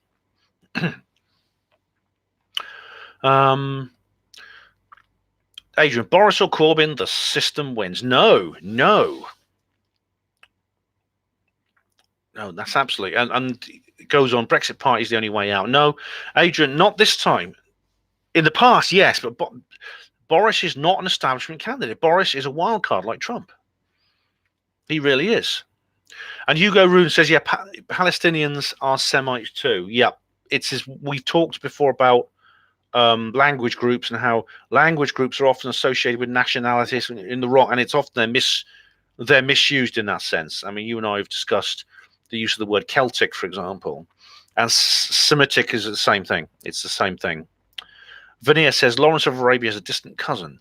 Not sure if I should be proud of that fact or not. Oh, right, Veneer, is that right? Well, I mean, the thing about history tends to make demons and angels out of completely mortal people. I mean, a lot of the evil monsters you see in history portrayed as complete blackguards. Very often they have a good side to them, and some of the nicer people, the people who are portrayed as angels, like Mother Teresa, Winston Churchill, Nelson Mandela. These people often have a dark side to them as well. So I wouldn't feel. I don't think you should feel proud or not proud. I mean, it's just he happens to be part of your part of your family, and I think he was a very, very, very complex character, and I don't think it's anything to be ashamed of being related to him or proud. Where are we now? Omega, sub to you, Ben. Thanks, Omega. You want to see more of my content? Much appreciated. I thought you were all Labour and I was aiming to troll. I see you have a halo above your head. The halo is actually the light. Honestly, this is people say, I've got this hat on, the MAGA hat, right? And people often say to me, and indeed, people say, well, look, why don't you wear your own hat? Why don't you just wear no hat? And the reason is because I've got a completely bald head, and I keep the sun off it, so it's pure white.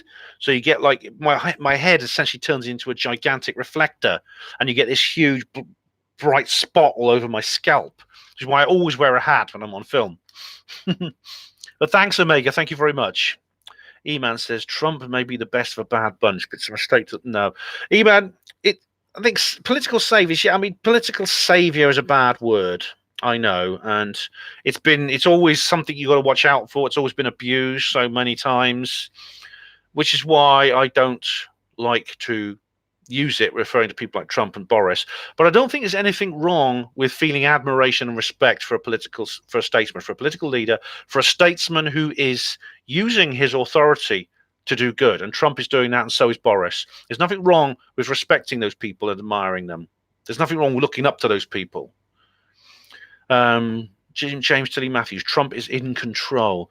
I don't think he is completely. I think he's trying to get back the control now. Hopefully he'll succeed. Video says Trump is trying to help. He's dedicated and a nice guy, but doing some difficult jobs that need doing. Quite so, videos. Phuket, Trump will die. Oh, I pray every day for his safety. I really do. I mean, the fact that Trump is still alive means there are people with clout who are backing him up. I mean, I imagine a faction of the armed forces in the United States must be looking after him, because otherwise he'd have died years ago. He'd have died before he was elected if that wasn't the case, which means that this is why the Illuminati don't have complete control anymore. Imam Padim, we'll see if Trump drags the world into a war with Iran, if or not. That'll be the real test. I don't think that'll be a test of Trump's control. It'll not be a test of his sincerity and his nature and his character, because I don't think he won't be dragging the world into a war with Iran. He might be dragged along with other people who want a war with Iran. He's trying to put a stop to it, but he has a family. Remember, he has a wife. He has a big family. The fire in Trump Tower just before the Syria bombing. Remember that?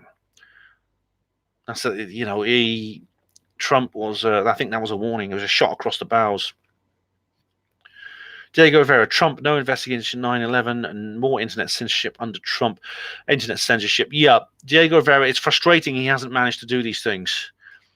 Especially, I mean, a lot of the BitChute crowd are saying, when's Trump going to take some action against these platforms for their censorship, for the bannings and the shadow bannings and the demonetizations. When's Trump going to take action into it? I wish he would, and it's a shame he hasn't. I don't think it's because he doesn't want to or he lied. I think it's because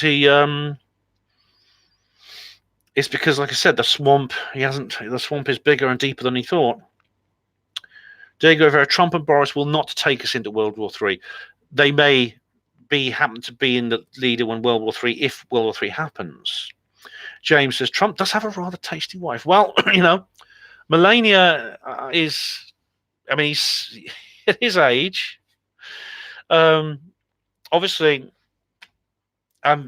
he must realise that if he wasn't a rich and powerful man, she wouldn't look twice at him. And he's come to terms with that, and he doesn't mind. So if they're happy, that's absolutely fine. There's no hypocrisy involved. That's all that matters. For me, you see, any woman who takes an interest in me, I know she's not after my money. Claire said, Trump's denied sending 14,000 troops to the Mideast to attack Iran. Fake news. Yeah. It's like the deployment of Syria last month. That Trump didn't authorize that.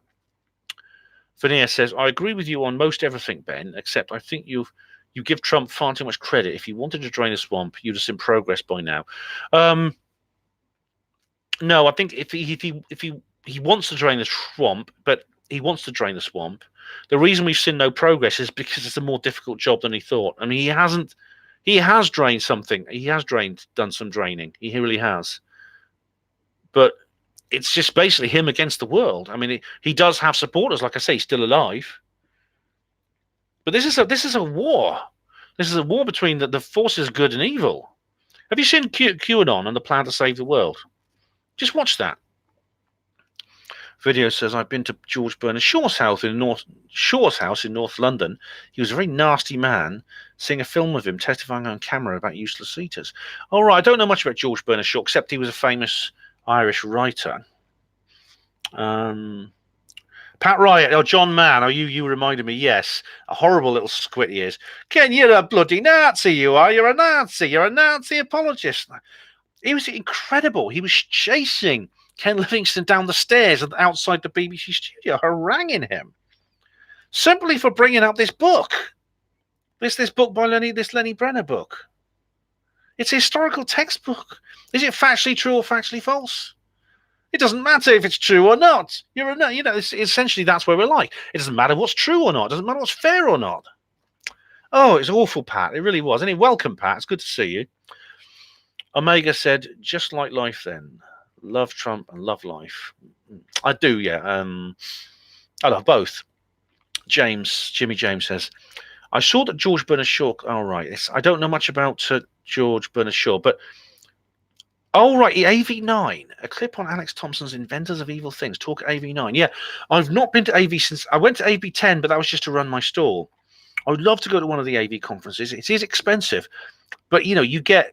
I'd have to sort of pull the money together. But God knows, you get what you pay for. And tell you what, I'd love it. I'd love to speak there. I mean, Ian did put me down as a backup speaker one year, and I if he wants me to speak, I'd love to speak there. I mean, I really would. It'd be an honor. E-Man says to Claire, all right. Jimmy James. Yeah, I mean, Alex Thompson. I love all the ones that Ian did. I've got like DVDs of the early ones he did.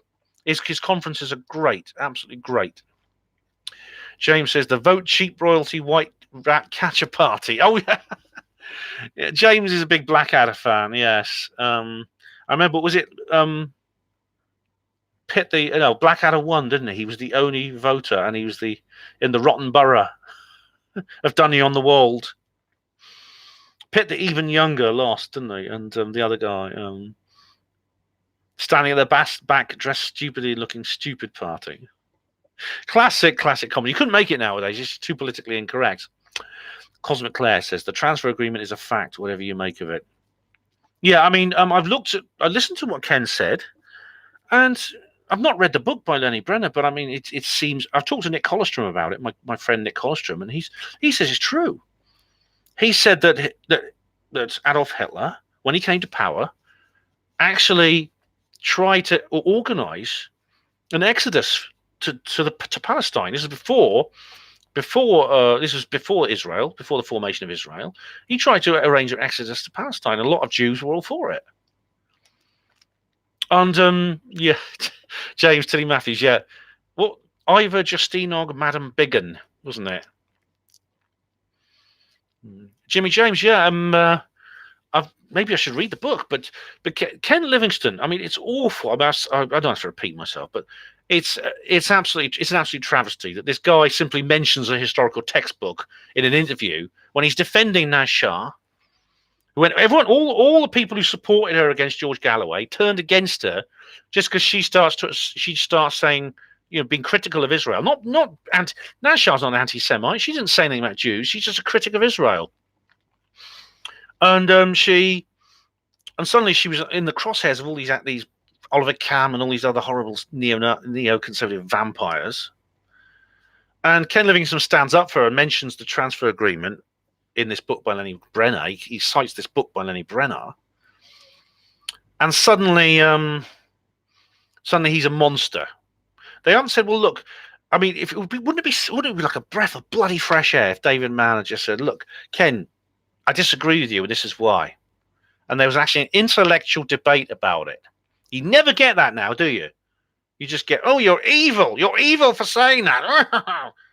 Well, I always reply, well, look, am I right or wrong? And I say, I don't care if you're right or wrong. You're just evil.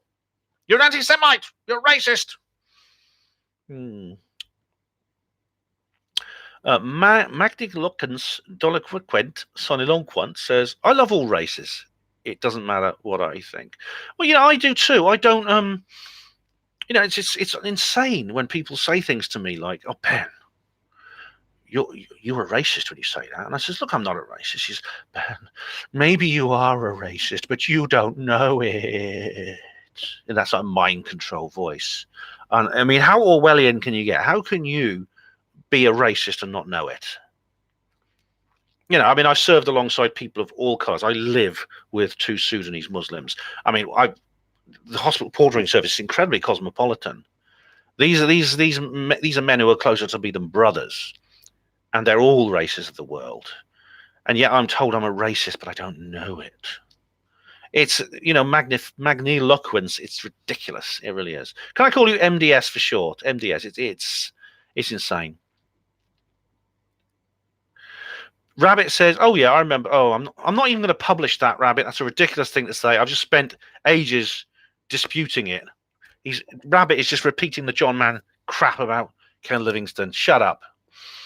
E-Man says people are just shooting themselves in the foot by shutting down discussion about the transfer agreement. Yeah, it is. It's crazy. Diego Romero, Trump's a Zionist tango. That's quite funny. The Tango Man, the orange man. Do you remember that advert? That, I must admit, that is funny. Oh, I don't agree with you. All right, Jimmy James. Oh, just Google it, Jimmy. Google it. Well done, Jimmy. Yeah, I mean, I've not read the book, but it is apparently something that was not talked about before in the history of Germany in the Third Reich. But it does seem. I mean, Nick Colliston was talking about it, and he says it's true. There's lots of other people who said it was true. I think people don't like it because it flies in the face of this idea. Oh, Hitler was an evil monster. Hitler was the most evil of the evil people. When in fact, Hitler, like many other historical characters, actually is more complex. And indeed, you could say that about anyone. I've just mentioned Winston Churchill, Nelson Mandela, Mother Teresa, all the demons and angels of history usually don't deserve that label. They've done bad things and good things, most of them.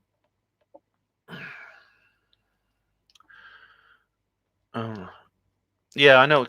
This is Claire's talking about the Mueller probe, and what's happening with Trump is they're just this whole impeachment thing. Yes, what I mean, you and I are both fans of Sticks. He's just taking it to pieces. It's a nonsense. It's simply what they've been trying to do ever since even before he got elected. They've been looking for excuses to take him down. It's so obvious. It's wasting taxpayers' money. It's wasting time, and it's backfiring. Luckily, because the American public, Trump is actually coming out smelling of roses. I mean, it's actually improving his popularity. So good riddance to those idiots. E-Man, what do you talk about Joe Cox? That's ridiculous. Joe Cox may well still be alive. Clop it. Most wars start with a false flag attack. Yes, they do. There's many examples throughout history. USS Maine. No, not there's 9/11. USS Maine. Gulf of Tonkin. Lusitania. Pearl Harbor. Pearl Harbor was a lie hop. Let it happen on purpose. Yep, look. Yeah. That's it, Clay. Yeah, I think there's a lot of useful idiots in this world, unfortunately. Yeah. Rabbit, Tommy Robinson is not a thug. Tommy Robinson is I think he's a decent guy. I think he means well. But he's made a mistake. He's fundamentally misunderstood the nature of the New World Order. But it's not because he's malicious. Oh, we have a troll. Let me just get rid of this troll. Hang on. How do I do this? Oh, put user. Hang on. Okay, I'm just going to block a troll. He's called I'm Good Thanks. So I'm just going to block this idiot. That's the first troll we've had for about 3 live streams. Cosmic Claire. Racist is a word popularized by Leon Trotsky so as to set people against you. That's right. Leon Trotsky. There's this thing come out called Trotsky. It's this Russian drama. I want to see it. This historical drama called Trotsky. Leon Trotsky was like he was like persona non grata within the Soviet Union, but he had his own version of the Marxist revolution. He called it the permanent revolution. And in fact, he was actually the commander of the Red Army in the Civil War, the Russian Civil War. And he was actually, in a way, Trotsky is actually more extreme. He's the most extreme of the Russian Marxists that created the Soviet Union. And what's more, he's got a lot of followers nowadays. And a lot of like the various parties, like the various fringe left-wing parties, are actually Trotskyists. Okay. Oh God, it's the same troll. I'm just going to get rid of the comment they wrote earlier. I don't know. We can't just once you block someone, get rid of all their comments in one go. Or I'll get rid of them anyway. But yeah, racist. The word racist. It's like it was created by Trotsky. Also, this is why I don't use it, because it is so loaded. Political correctness also dates back to Russian as well. Politichaya pravalnost was the word they used. It means political correctness. It's Russian. Let me just. This bloody troll is still here. I thought I blocked this troll and I can still see their posts. Oh. Hang on. Where am I now? Okay, I got rid of one. How many comments has this person made?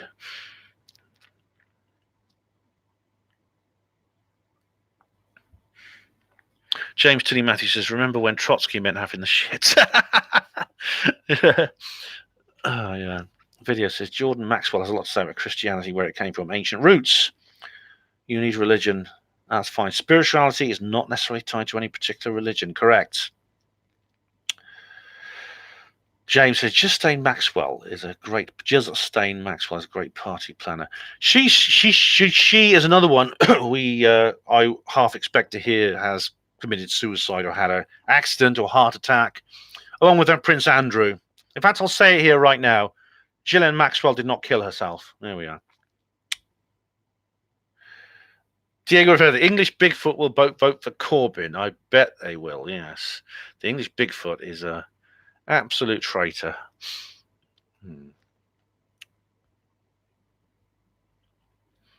Where am I? Where was I? Gotta go up. Right.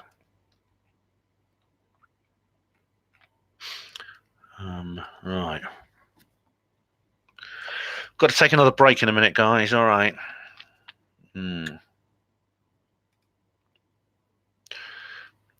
Ed Carler, Tommy Robinson, a shill who blames Muslims for everything. Ed, he's not a shill. I know he does blame Muslims for this, that, and the other, and he's wrong to do that, but I don't think he's a shill. Omega, Tommy stood up for your civil rights, has been condemned for it. I followed him for years. He isn't racist, aka skin color. He's a decent bloke who's been through hell, especially his family. Well, you know, Omega, I actually agree with that. My difference with Tommy is intellectual. I don't question his I don't question his character at all. Diego Rivera. Ali G is another Mossad agent. Ali G is funny. Ali G is like I love the interviews. Sacha Baron Cohen is so funny, man. A video says Sacha Baron Cohen likes to set people up doing outrageous stunts. Yeah, check him out, Clayton Douglas. Yeah, very funny. James, Ted Heath was a truffle squeezer. I don't know what that is, but he was a reptilian shape-shifting child abuser. Diego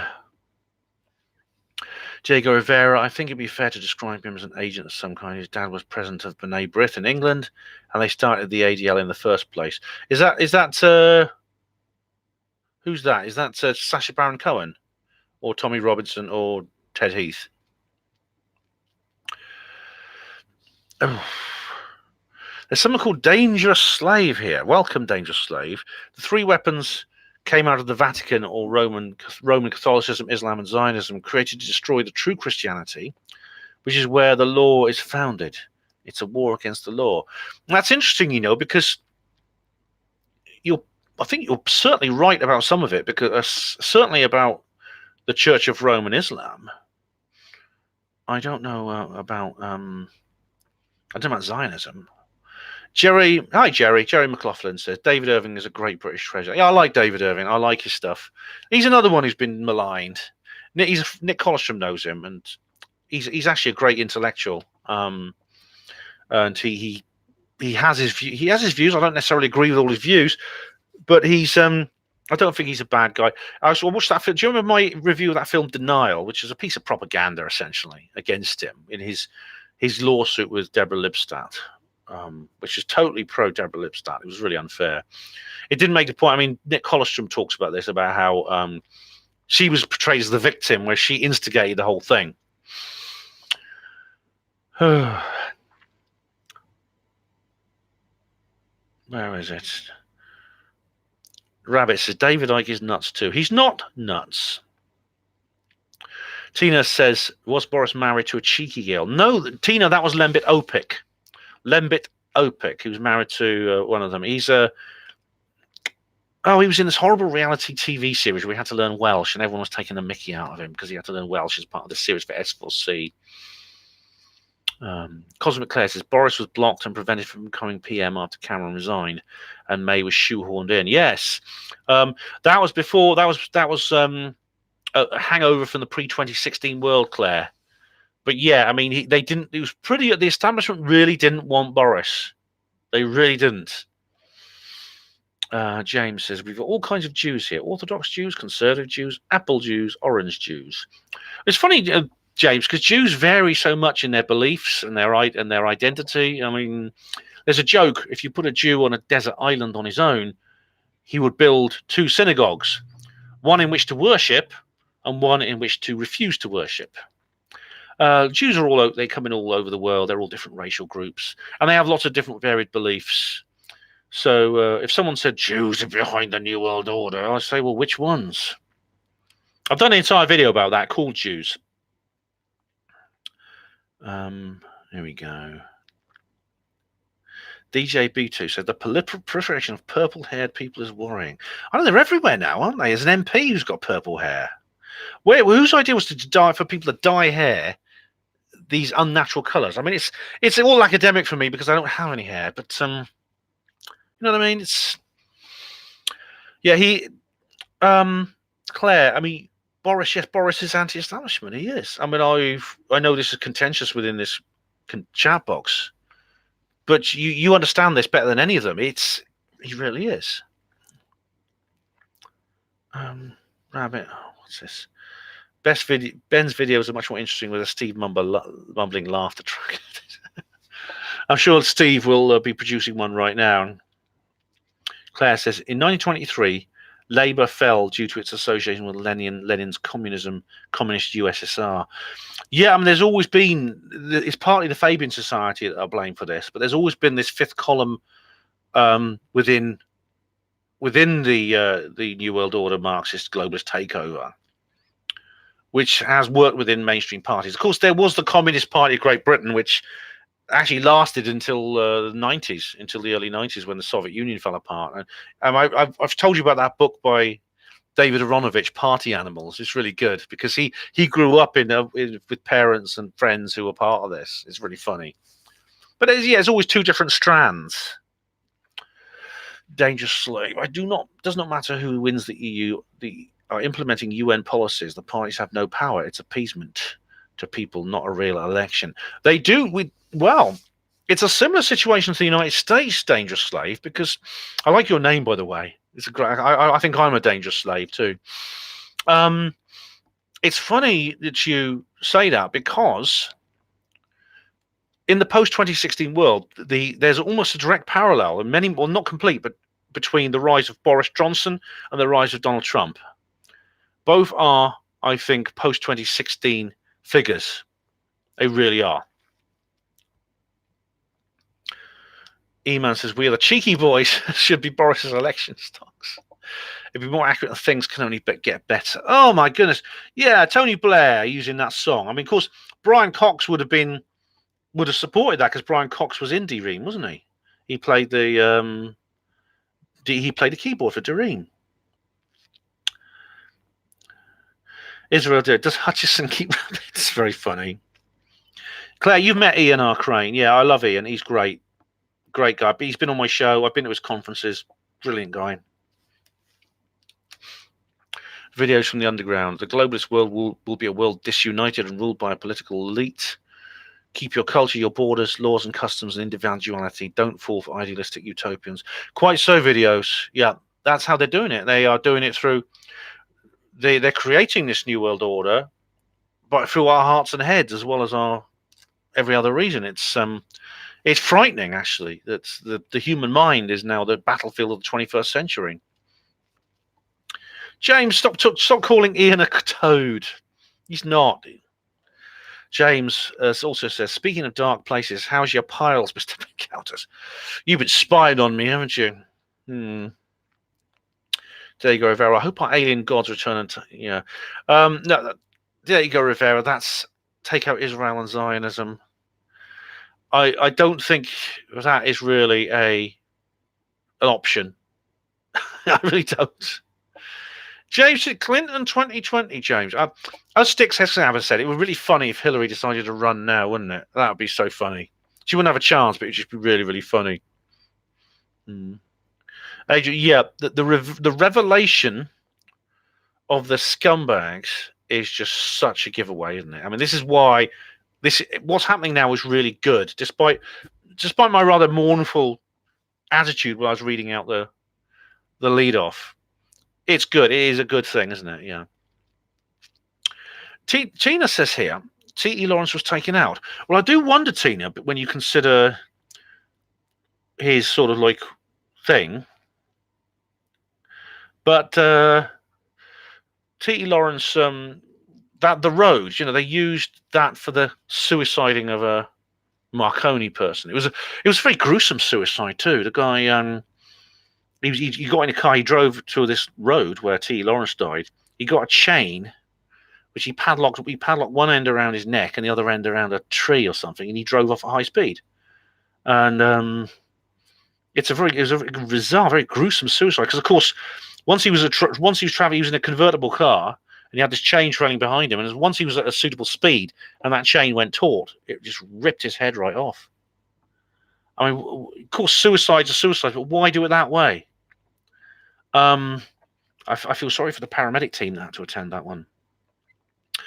And it's funny, Tina, that Lawrence died on the same road. Weird. Of all the roads in all the country, they had to use that one. Why? The road near Beer in Somerset. Why? Yeah, Claire, Lawrence of Arabia on the big screen. Yeah, they re-showed it at the Phoenix. I missed it, the Phoenix Picture Palace. I didn't see it. Hopefully it'll come back.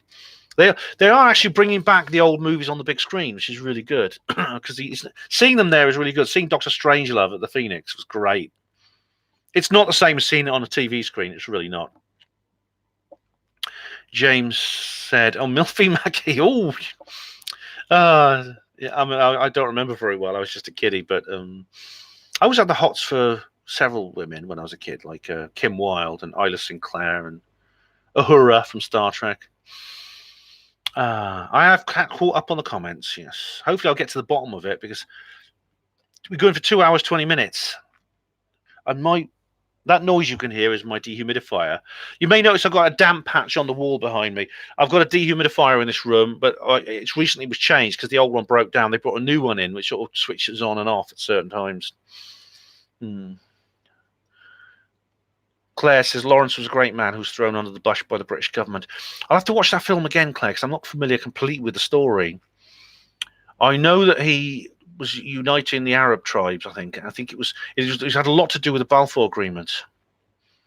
I don't know the entire story. Video says, hang on, that's a reply to email. I won't read out things that are conversations between each others. Nick Colostomy, says James, is a wonderful researcher. He is. I know you give everyone different names, don't you? I'm Ben Counters, Nephilim Jonestown, and that's right. James, Boris is a wild card. Yes, he is. And Tina says Arabic, Hebrew, Aramaic, all Semitic languages. Yes, that's true. As Hugo Rune has pointed out, the very word Semitic, the way we use it, is wrong.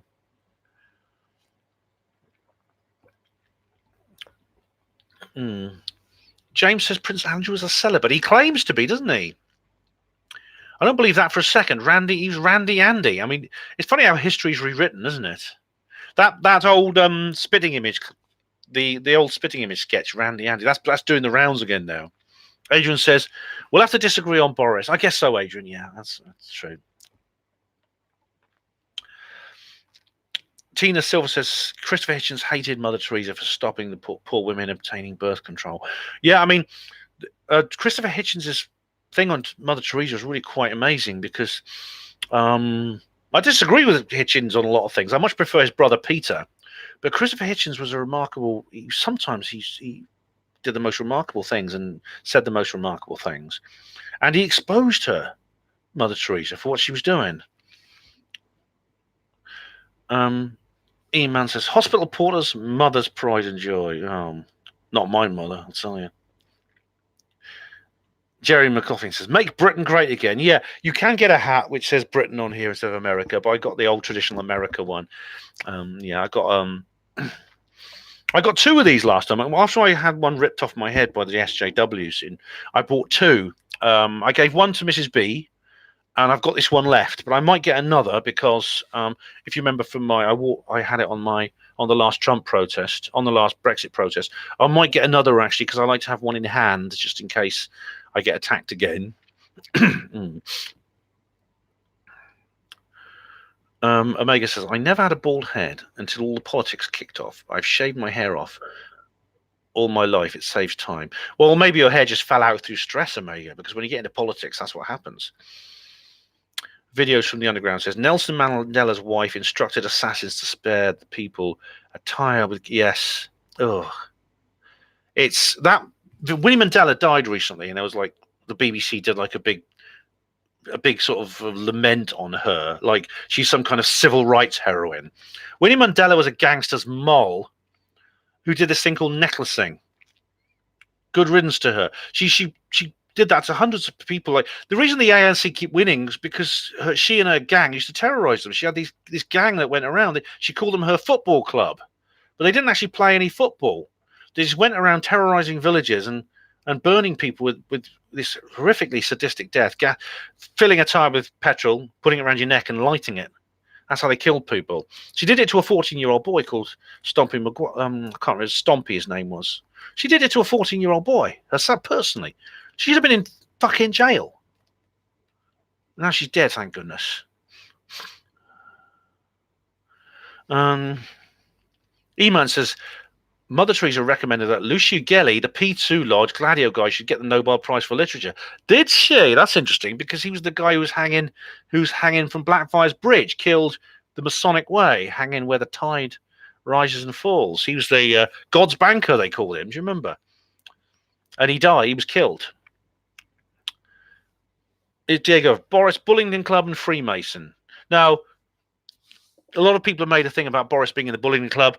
There's no evidence that he personally did any of the things that Bullingdon Club are notorious for here in Oxford, such as, humiliating homeless people, killing tortoises, and things like that. There's no. He actually wasn't in the university at the time that Rosa Luxemburg, the tortoise, went missing.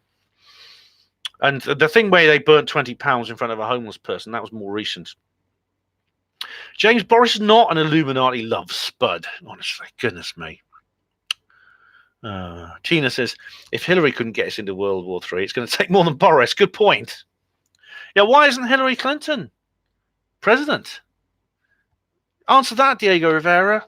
I'll tell you what, I'll leave you to think about that, or I just nip off for a few minutes. Comfort break, you know how it is. So I'll be back shortly. Play amongst yourselves.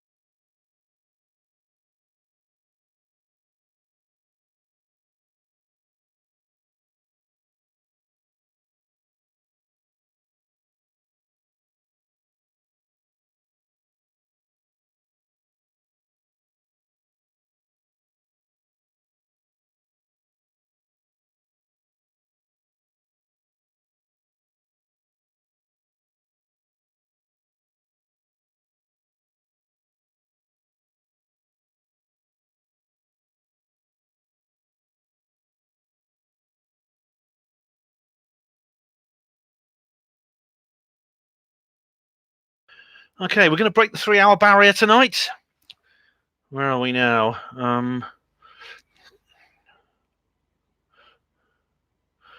Here we go. Rabbit says, so what would you do to stop Iran getting nukes? Or would you do nothing at all, Ben? It's very simple. Just don't sell them.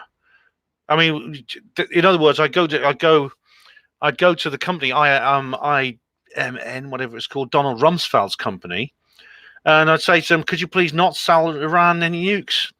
Or sell the nuclear technology to Iran, because he also sold them to North Korea. Donald Rumsfeld I'd just stop Donald Rumsfeld. That's all you have to do to prevent Iran getting nukes. It's very simple. Diego Rivera, Trump has not been. Oh, God, okay. Diego Rivera is repeating him or herself. It's a him, actually, because I've seen his channel. Video says, I see that Trump wants to avoid war, very costly and unproductive, and he wants to end fighting other people's wars, no more endless wars. He does. He really does, videos. This is why the establishment are so against him.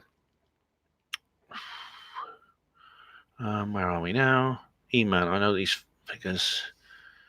That's a MILF Lane, says James.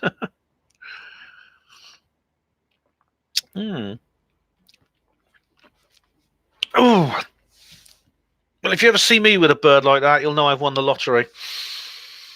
Okay. Rabbit says, well, the time to stop Iran getting nukes would be now. Too late once they have them. Yes. Well, the thing is, you can't undo what's been done, but it could have been if you hadn't allowed people like Donald Rumsfeld and the other demons run amok, as Bill Hicks said, then it wouldn't have happened. The same with Saddam Hussein. Where do you think he got his chemical weapons from? U.S. Armed Services Committee, and from Britain. Some of them were sold by Britain.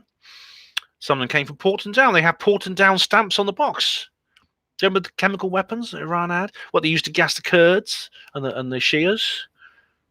devastating things that he did. They left. Why do you think they left Saddam in power in 91?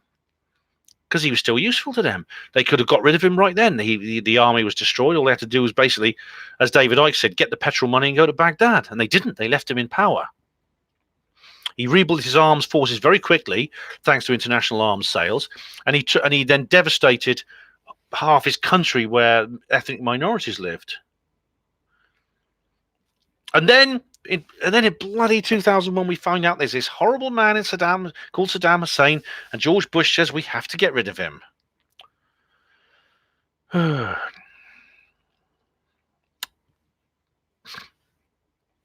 video says, okay.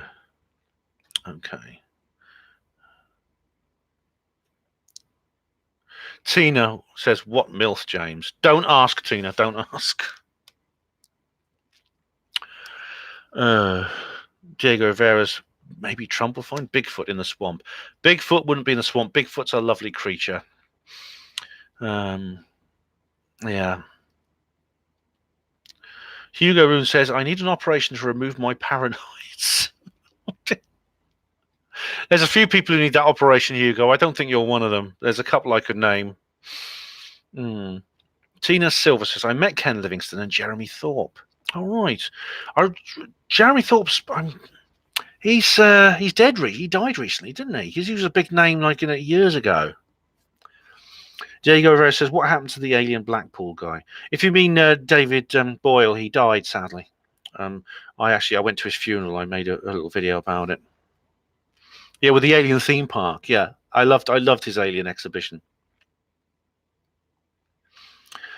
Rabbit says, lock her up. General Flynn then gets locked up. 69 Fuka, is this jabbermouth ever going to shut up? No, I won't. You chose to watch, didn't you? Omega, I love when Nursey dressed as a cow. Yeah. Blackadder fans unite here. Where are we now? Livingston Rabbit says, Livingston proves what happens when you read a bit of history but have an intelligence to understand what you've been reading. Okay, so that's not making a point, is it? I could say, some people believe 2 + 2 = 4, but they don't have the intelligence to understand that 2 + 2 really equals 5. You're not making any point, are you? Just if you know a critique of Lenny Brenner's book, by all means, post a link.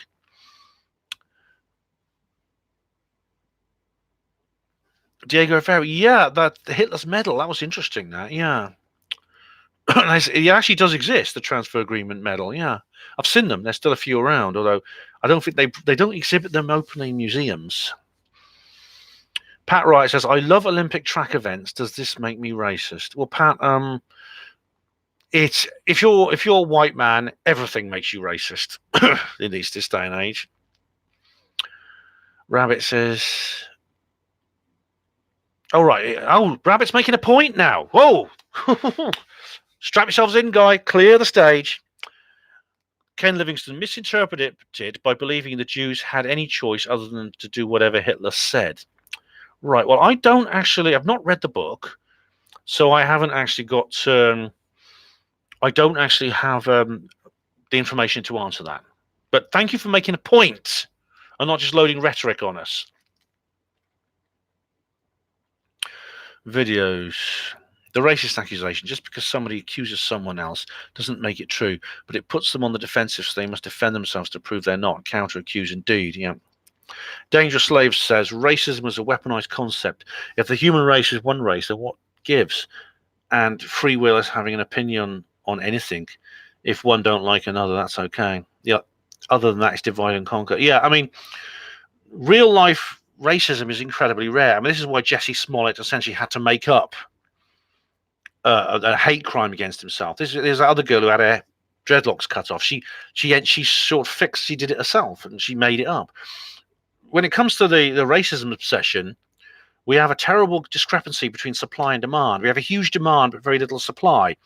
And whenever that happens, fake goods end up on the market. Of course, there are people who hate people of other races. Not all of them are white either. But really, realistically, how many of them are there? How many are there? And what damage do they actually do? E-Man says, oh, and that's a reply to Tina. Oh, I'm catching up with the comments. Oh, no, I'm not. Oh, dear. No. Okay, right.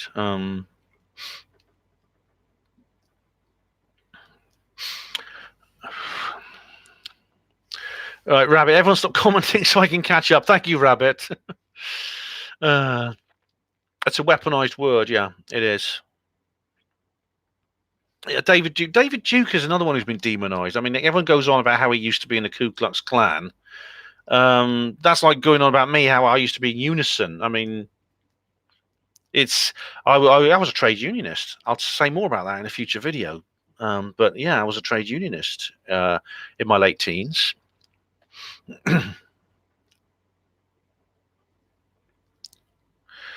Diego Rivera, Trotsky, the lover of Frida Kahlo. I don't know who that is.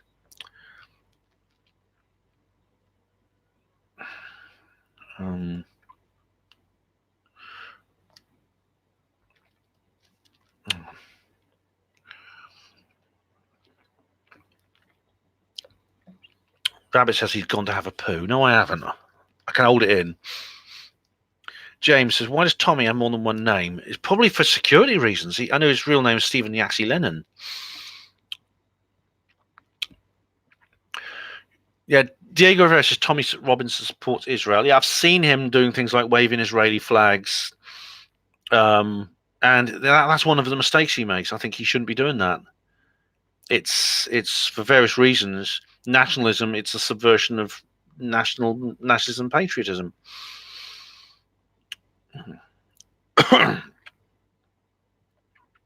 So, Tina, are you talking about Jeremy Thorpe still? Right.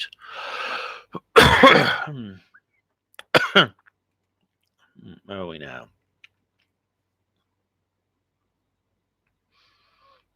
James says Nick Colostomy is a big Beatles fan. Well, he is, and he very rightly has pointed out that, well, the Beatles were a man short, weren't they, for the second part of their career?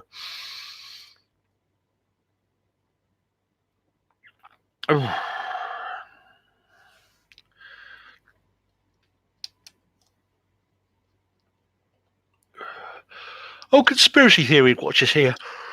Oh, Conspiracy Theory Watch is digging up all my old videos and putting them on Twitter because they love them so much.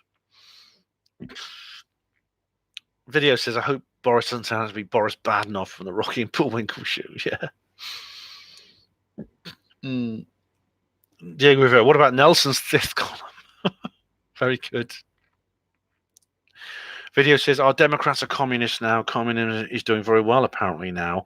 Well, it's funny, you know, that people talk about communists during the Red Scare. They didn't really understand the whole thing because, you know, it was like there was this hysteria about Reds under the bed, but the Reds, essentially the New World Order, Marxists, and were already running the show. TK, hello. Was the truth movement ever achieved apart from waste people's time with nonsense? Where should I start?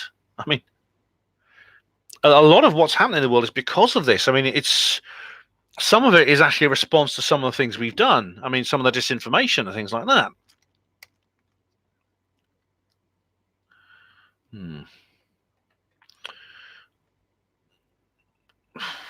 I'm going to have to skip a few of these. Sorry, I'm going to have to skip a few comments or we'll never get through them.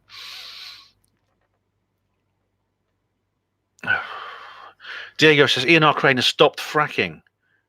He has not had a good frack in ages. Well, there's a good idea. There's something the Truth Movement has achieved, because the Truth Movement, of course, and the anti-fracking campaign are linked. Right. Videos have seen the T.E. Lawrence Memorial in Wareham. Very inspiring in a real Saxon church. All right. I've not seen that. Email says, not sure what proportion of nonsense is non-nonsense to non-nonsense is, but I even think that non-nonsense might be a waste of time. 9/11 Truth is mostly non-nonsense anyway. It is, but you see, 9/11 Truth has had an effect, hasn't it? Has 9/11 Truth not achieved anything really? It's being talked about. It's people understand. Most people, for large numbers of people, are suspicious for 9/11.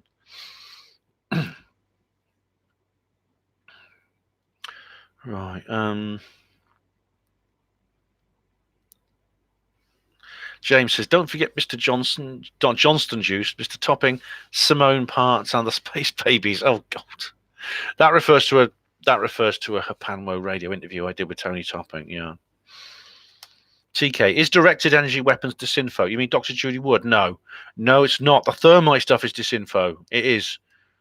Look at Dr. Judy Wood stuff and Andrew Johnson. Check the evidence. It really is. E-Man says disinfo means falsehood, put out to discredit the truth or create a smokescreen of confusion. Correct. E-Man. James says, speaking of direct energy weapons, Kerry Unsworth used to do a lovely cheesy leek bake. All right.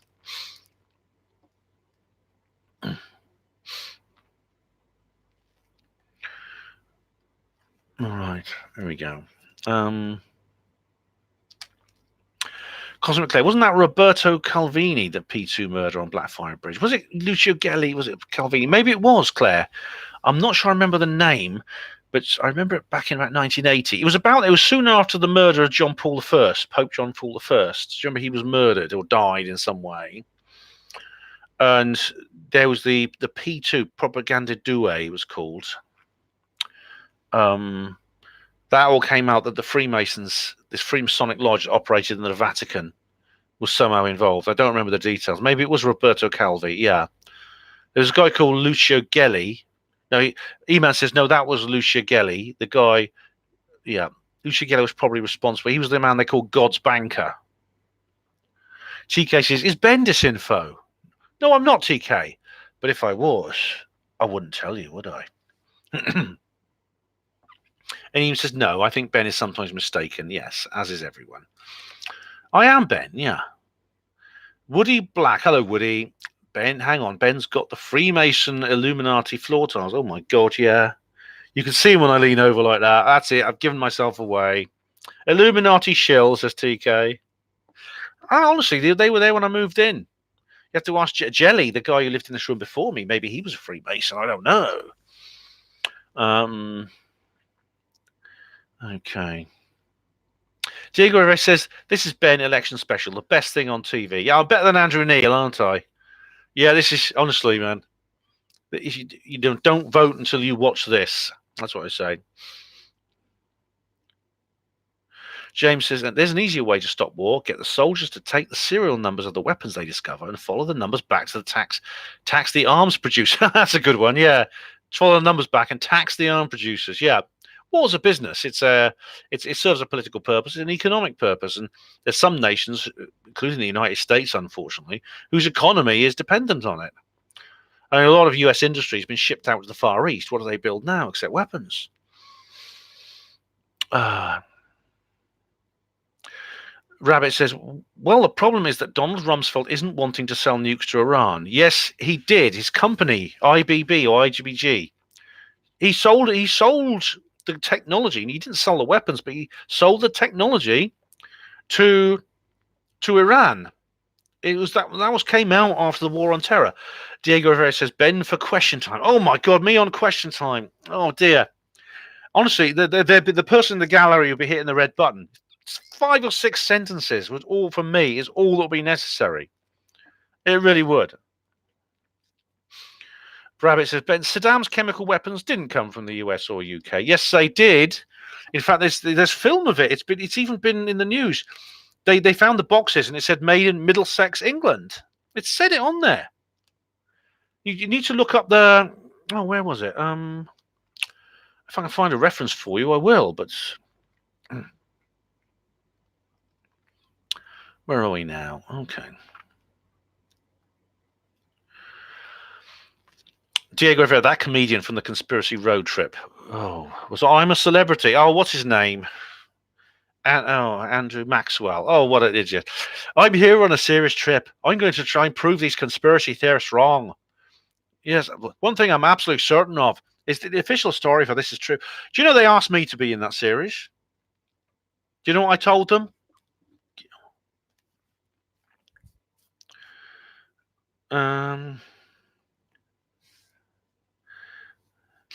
Email says I've had my adenoids out. My paranoids have moved. None of it. Oh, right. Oh, that series, A Conspiracy Road Trip, was awful. I was so glad I wasn't on it. I warned Tony Toppin not to go on there. I really did. Don't bloody go on there. And he went on there, and he really regrets it. In fact, I've spoken to many people who are on that show, on that series, and almost all of them really regret getting involved. Rabbit would be going on about Donald Rumsfeld not selling nukes to Iran. Iran will be getting its nuclear tech from Russia and China. Now, please do. I wish I don't have a reference right now. I think it was IMM was the name of the company that he was CEO of. Yeah.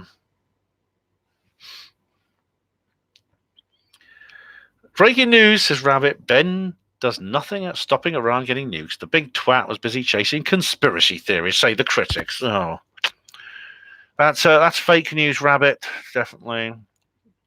James says I'll say one thing for racists: they do make the rains run on time. Oh. James Tinney Matthews. Corbyn is an odiferous, flatulating, satanic leprechaun. That's a very, very interesting insult. I do love. I must be an old-fashioned one. I love old-fashioned insults because the modern insults are just so unoriginal. It's just like the toilet. It's like the public toilet walls, isn't it? Stream of abuse. But insults and curses from older, more traditional ones are just brilliant. I'll tell you what. There's this one I really love. It's ancient Greek. Right, and it says if you really don't like someone, you don't just go at them. You say, may your crotch become infested with pubic lice, and may your arms shrink until they are too short for you to scratch. I love that one. That's an ancient Greek curse. That is. TK, is this live stream trying to influence my vote? Well, I'm not going to pretend, TK. Take a look at my T-shirt if you haven't seen it before. But I'll tell you what, though, I'm going to vote Tory. Yes, I am. I can't believe I just said that. Imagine my 18-year-old self now. What, Ben? What did you say? I'll say more about that in a future video. I've got another one planned. But it could be if you just go to the Unite to Leave and vote tactically. That's what I'm saying. Vote tactically. You have to vote tactically in this.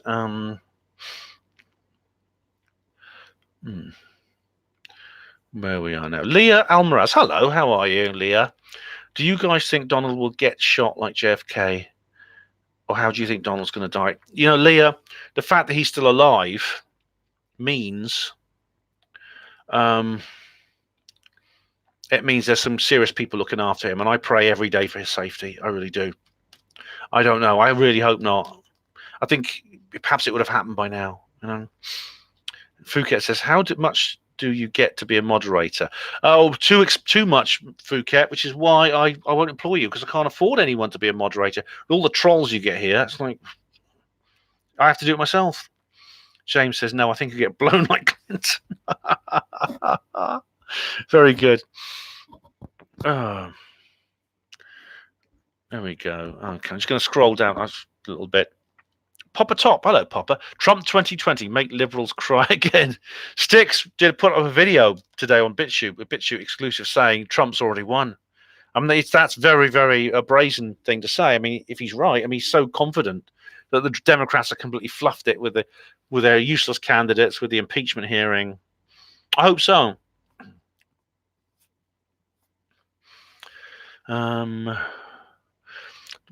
What up, yo? Hello, what up, yo? There's still 56 people watching. I mean, we're going nearly 3 hours. Well, has anyone heard Fire Commissioner Christopher Gioia's press conference on this past 9/11? No, I haven't. I don't know who that is. Rabbit says most 9/11 truthers are just retards. Right, not all, just most. All right, that's something, I suppose. James, I don't know about the space babies. Please, Tony brought that out. I respect to Tony for bringing that out, but you'd have to. Maybe he'll say more given time. I don't know. Hugo is on the weed share, the weed here thing. Yes. Claire says Roberto Calvi. Yeah, just after JP1 was taken out. That's right. That was quite something. Yeah, it was. I don't remember all the details, but it was a big scandal at the time. Video says you've got an important decision to make in the new election. Leave the corrupt to you, best of luck. Exactly. Videos. I think, as I said before, this is a single issue election. It's a very unusual election for that reason. And all the other things, all the other parts of the manifestos are just connected to this. The future, it's the future soul of our nation is at stake here. And I'm voting. I'm basically voting because I'm not voting because I'm a conservative supporter. I do like Boris. I'm a big Boris fan, but it's all about Brexit for me. That's all. It's all about Brexit. It's for most people now. Okay, Neil Desperate. Hello, Neil. I was talking about the Blackfriars Bridge thing. Yeah, it was Masonic, wasn't it? Hung underneath under Blackfriars Bridge where the tide ebbs and flows. Wodge Up Yo says, and topic to discuss, brother. Are you American citizen or British? Not your citizenship, but got another. If you are British, it's curious what yells equivalent to the Constitution, the Magna Carta. Yes, we do have a Constitution. The Magna Carta is the British Constitution, and it's a very old one from 1215. It hasn't been amended, which needs amending actually in certain ways, especially because we don't have a baron class anymore now. But it is like the Constitution. Yeah, it really is. Hugo, yeah, medical. Yeah, that's right, Hugo. I'm glad you do smoke it. That's good.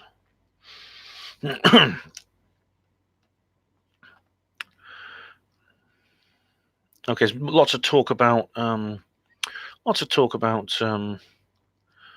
space baby and also the P2 scandal. I'm getting a bit hoarse. Neil Desbrandam says Charlie Veitch seemed to change his tune rather easily. Yeah, Charlie was in that series. He wasn't. He was in the pilot, the 9/11 one. I was asked to be in the follow-up series, but Charlie, yeah, came out with his, I believe, the official story thing, and all hell broke loose. And to be honest, I mean, Charlie. I went with Sue Astain to the Protest the Pope thing. We met Charlie and we saw him, and he was strutting up and down with his megaphone like a peacock. He looked like a peacock strutting up and down. And I looked at Sue and I said, one day that guy's going to have his own channel on Sky. It's obvious that his vulnerability was very obvious. He was subverted through his weakness, which is his ego. And that's the problem, you see. That he was targeted basically to go on the BBC show. And he was subverted. He was subverted with frightening ease. I don't dislike Charlie. I didn't send him any hate messages or anything like that.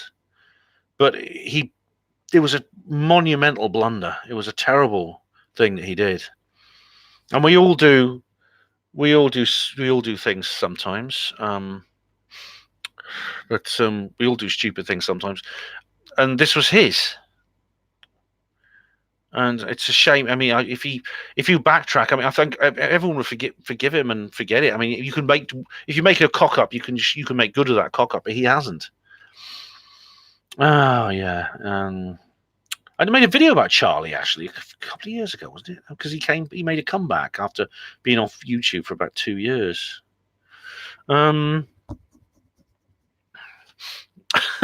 James, that's disgusting. I'm not going to read that out. He's talking about toilet walls again. Let's get Claire. No. Oh, Rabbit says David Icke fans are retards too. Oh, really, Rabbit?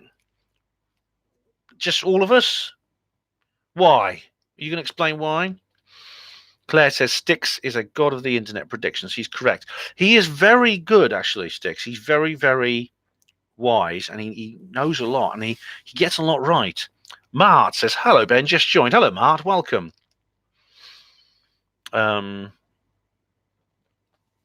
James T. Matthews says, is it true, Mr. Ben Counters?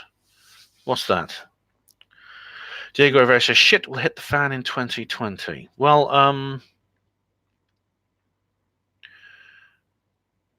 there will be something will happen, I know. Next year, I mean, do you remember my speech? Do you see my speech at the Basis Conference? I did my own recording of it, where 2020, the year of clear visions, Colin Woolford was saying, could 2020 be the new 2016? Adrian will be 55 soon. Need to go up to bed soon. Get up in the morning and earn money to pay some tax, so Mr. Corbyn can keep his election promises. Hey, Adrian. Yeah, I mean, I've got to as well. I've got to go to bed. I've got to work tomorrow. But what is it now? It's almost 10 o'clock. You know, we're going to break the 3-hour barrier tonight, guys. Matt, will Boris get the hidden tech to the public? Mark, you never know. There may be some kind of big reveal, like you saw in Black Panther, where do you ever see Black Panther? I did a review of it. It's an amazing movie. There's this big reveal at the end when the people in Wakanda, this country which has this free energy, they come out to the United Nations and they offer it to the world. Will we see something like that? It's a lot to hope for. Obviously, Boris, like Trump, is battling against. He's in the middle. It's at the moment this battle is going on. We don't know how it's going to end. Obviously, I hope so. That'd be nice, wouldn't it? Rabbit said, Ben, have you ever drunk your own urine? Because you conspiracy theorists are into that natural woo healing crap, and they often drink their own pee. Rabbit, you used to listen to CMR, didn't you? There was this big fuss. I mean, there was allegedly Dave and all these other people were into urine drinking. I didn't do it. No, I never did it. Right. Rabbit says, I asked this because you have a suspicious-looking glass you're drinking from. Oh, this, yes. Right, this is not this. I'll show you what this is. It's just this stuff. It's just mixed with water. It's cordial. Don't worry. It's not urine, all right? I never went into the urine drinking thing. Everyone else on CMR was doing it. I didn't. My show, I never actually mentioned it on my show at all in the good old CMR days. No. 69 Phuket. I'm a number, not a free man. That's the opposite of the prisoner. Videos. Winchester, the Magna Carta is the same cathedral that Ted Heath was buried in. Yeah. And you know the bastards want to sell it. The government want to sell the Magna Carta. I mean, the US would never sell the Declaration of Independence or the Bill of Rights. But the bastards, they're talking about selling the Magna Carta for an antique and making a couple of £1 billion. Oh, God, it's just typical, isn't it? It's sickening. Diego Rivera says, will the aliens have a say in this election? I don't know. It depends which aliens they are. But if they're the good ones, I bloody hope so. What Up Yo says, Copy Cause One Country RT now is wanting to amend their constitution, which it seems, as you've mentioned, has not been amended for that long time. It's well overdue. And time for yours as well as ours. Yeah, the amendment doesn't need to be anything like, I mean, there needs to be a constitutional congress to amend it. All these people who say the Magna Carta doesn't count because it's been repealed by Parliament. Well, Parliament can't repeal the Magna Carta any more than the halls of Congress can repeal or amend the Constitution of the United States. You need to have a constitutional congress to amend things. James Tilly Matthews says, "Whoops! Oh my goodness me, there's more." How many more comments are there? I will not be filed, robbed, fumbled, or reached out. I was watching that series again. It's fantastic. Do watch The Prisoner if you've not. I think they were on YouTube a little while ago. I don't know if they still are. Oh, they're fantastic. We'll get the DVDs of them. They're pretty brilliant. Video says Charlie Veach sold out. The last video showed him what he really was. You know, I've not actually watched Veach for a while now. I don't know if he's been still uploading. Let's look at his channel, see what he's been uploading. Because I did a recap because he started uploading again after 2 years. And he did some very interesting videos, which I did some videos about. I did a review of it. Let's have a look. Oh, he did one 3 weeks ago. Confront your Son of God, Conflict City, Manchester, Festival Dystopia, update on life, work, and philosophy. He's still going. Indigene was his word. I remember. I don't know exactly what it meant. Reminding the bureaucrat commissars. Oh, right. That's back to where I started. I thought he was like getting red pilled, but I don't think he has. Let's have a look. I don't know. He was against this sort of like. You said he was against this? There was this sort of modern art exhibition. He was speaking out against it. I thought he was getting red pilled, but I don't know what he's up to these days. You guys who've been following him will know more about that. But the last video, maybe I'll watch the last video he did, which is called Manchester, Confront Your Shadow, Armed Police Edition. All right. Eamon, my brother thought Charlie was interesting because he was open to changing his mind. Yeah, look, I don't see people do change their minds. In my next video, or what's probably going to be my next video, I'm going to talk a little bit more detail about a big mind change I did. But he was cajoled into changing his mind by BBC being a part of a cheap BBC propaganda piece. I mean, one of those other people wrote to me. I don't know if you call them contestants, and they said it was a complete sham. I mean, they were completely edited out of context. Everything was edited to make it look different. It was just a hit piece, and these people were fooled into taking part in this hit piece. This is why when they asked me to do it, I told them, fuck off, no way. When I watched the programs, I was very relieved I did that.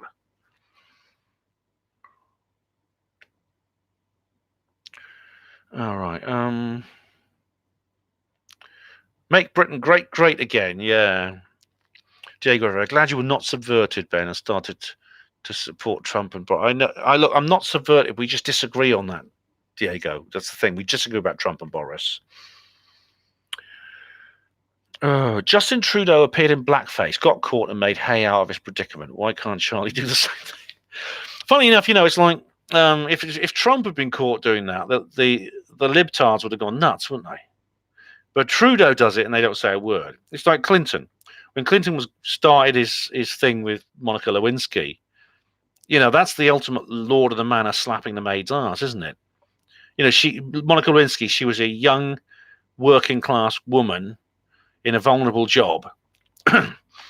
And she was seduced by an older, richer, more powerful man who happened to be the president of the United States. Feminists never said a word because he was one of their people. Same with Trudeau. I'm not the space babies again. Goodness me. Tilly, you've got a thing about space babies, haven't you? Right. Rabbit says, because, Ben, you are a fan of a rancid old Botox-faced retard who believes in shape-shifting lizards and moons being alien spaceships. You're quite clearly retarded. That's a bit of an oversimplification, isn't it, Rabbit? Isn't that?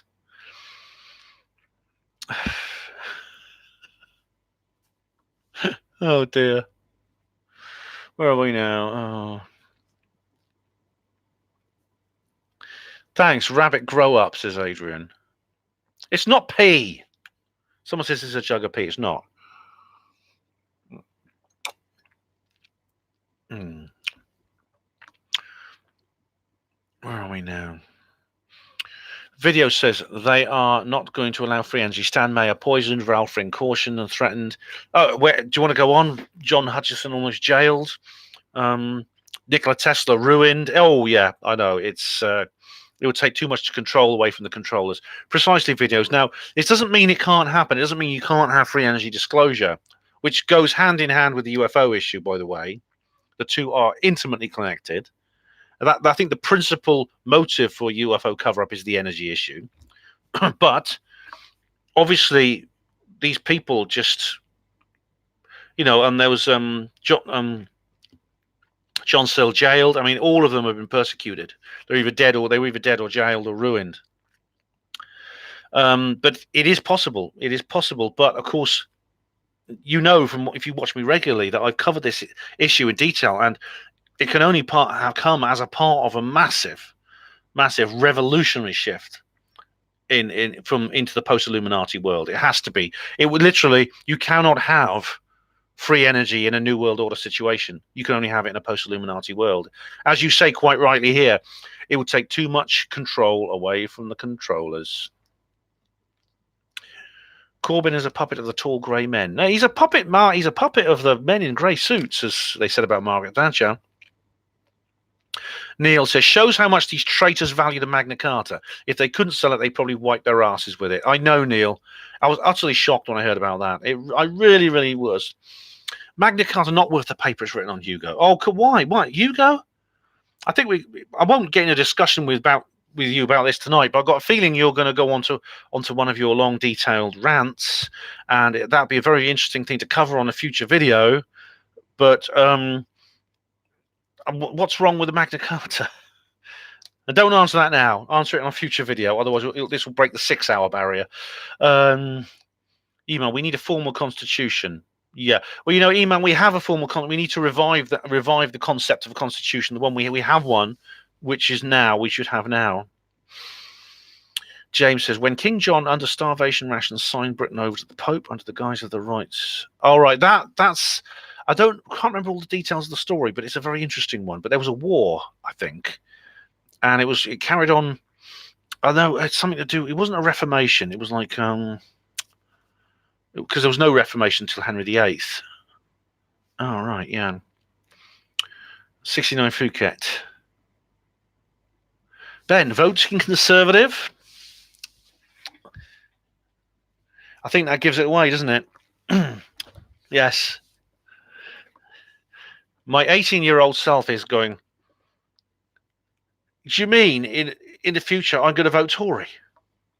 No, I no way. I'll say more about that in my video in a few days' time. James says, 69 might have to unsubscribe. I might have to unsubscribe.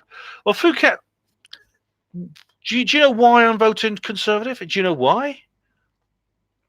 I mean, I've had people. I posted a photo of myself wearing this T-shirt on Facebook, and everyone went crazy. I had 2 people unfriending me within the first day.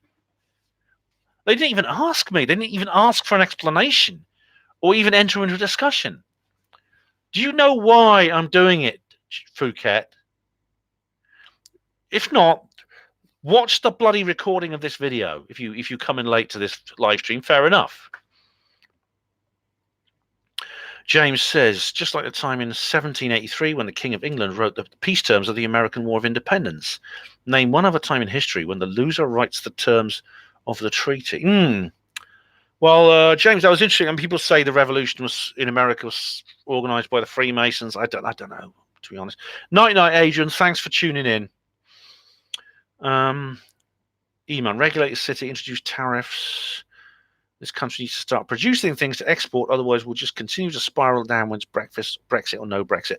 Well, you know, I've become a bit of an ANCAP, Eman, recently. I mean, well, not recently, over the years. I don't think I'm sort of at the Ayn Rand, Stefan Molyneux level, but I do understand the value of the free market. I do, and that's a long story, but I don't think regulation introducing tariffs may not be the solution. Rabbit says, oh, come on, Ben. We know all you conspiracy theory types are nuts. There's my tinfoil hat right beside the yellow bucket. Yeah. Phuket. Charlie has Crohn's disease. Oh, nasty. Who's Charlie? Diego Rivera, will Boris be the last prime minister under the Queen? I expect, you know, this is something we should maybe talk about a bit. Is something going to happen in the next few days to suspend the general election? What could happen? What's big enough and explosive enough to happen in the next few days to stop this general election? It's actually something bigger than Joe Cox. It could be the Queen dying. I mean, people say, they can't control when she dies. Well, they can't control when she physically shuffles off this mortal coil. but they can control when it's made public.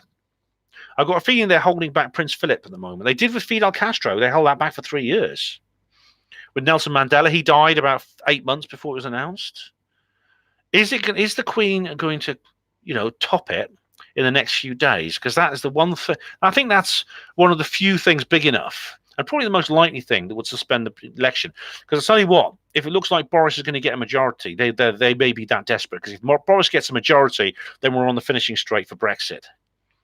And you know how desperate they are to stop Brexit. So, Diego Rivera, that's not an exact answer to your question.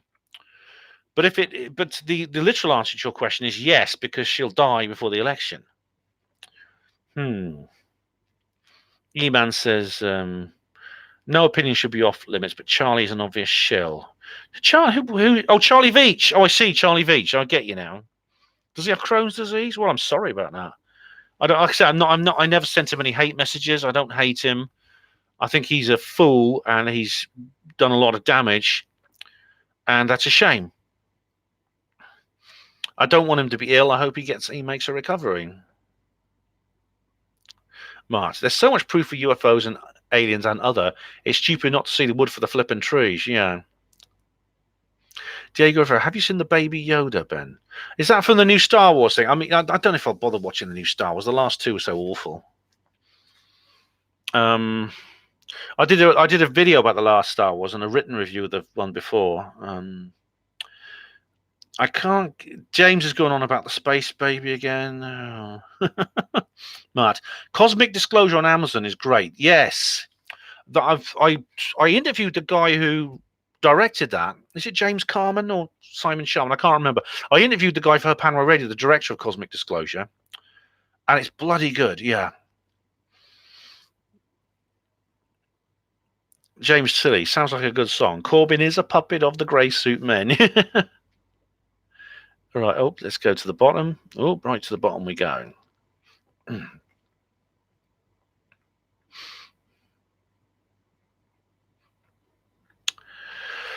Oh, where are... Oh,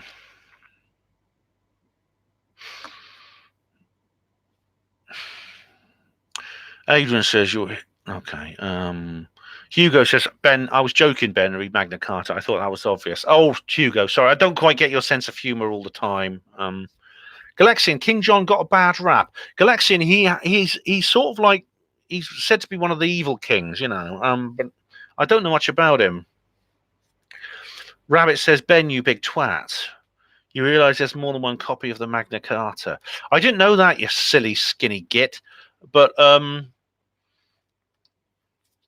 is there an original? Because the one they want to sell off, I think, is the original. For some reason, my new dehumidifier keeps blowing a breeze on me.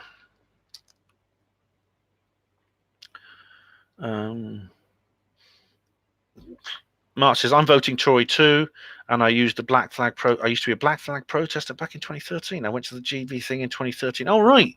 Hey, you see, you change your mind, Matt, don't you?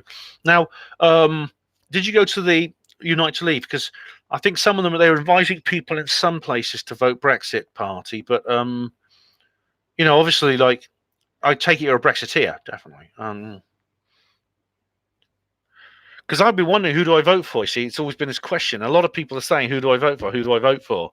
I'm a Brexiteer. Who do I vote for? In my constituency, I've got a Brexit party candidate and a Conservative candidate. Who do I vote for? Which is the problem, isn't it?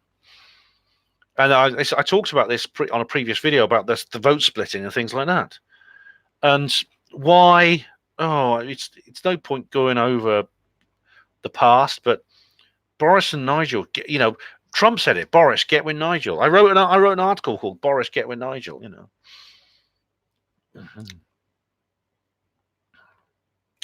Okay. E-Man says, I agree with the value of free markets, but it doesn't work in a service economy. That's more than I know right now, E-Man. I mean, maybe you're right. Mark, Buckingham Palace gets blown up. The Queen could have an official and unofficial death. Pat, yes. Pat Riot said it put it very well. She has 2 birthdays after all, doesn't she? She has her natural birthday and her official birthday. Why shouldn't she have 2 deaths? Indeed, Bin Laden, Osama bin Laden had 3 deaths, didn't he? Villanora, hello Villon. Brexit or bust. Diego Rivera, the corpses will rise. Well, according to the Ramonas, yeah, it's going to be zombie apocalypse.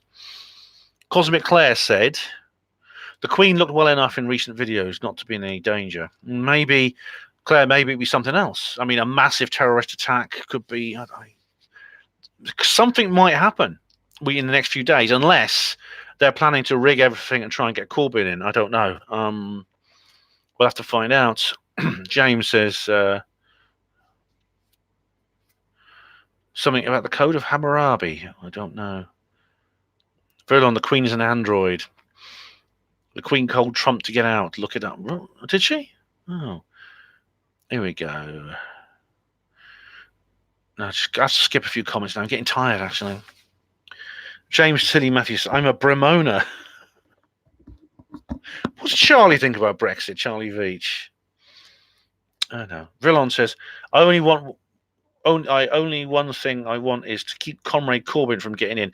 Yeah, Corbyn is a globalist hack. He's a complete and utter New World Order sock puppet. I mean, I've talked previously on previous videos about how I've completely changed my opinions of him. And he's shown his true colours over the last year or two.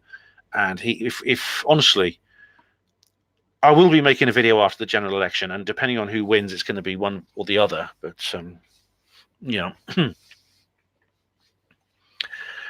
Video says, the rise and fall of Reginald Perrin. Yeah, that was good. Yeah, I like that. The rising damp thwarted by dehumidifiers. That was a Leonard Rossiter as well, wasn't it? Yeah.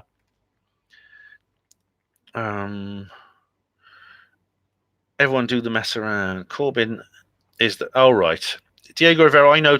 We sort of come full circle here. Diego Rivera is advising people to vote for Labour. Corbyn, I'm advising you not to. And we haven't found common ground, has we? Miss Jones, says E-Man. Yeah.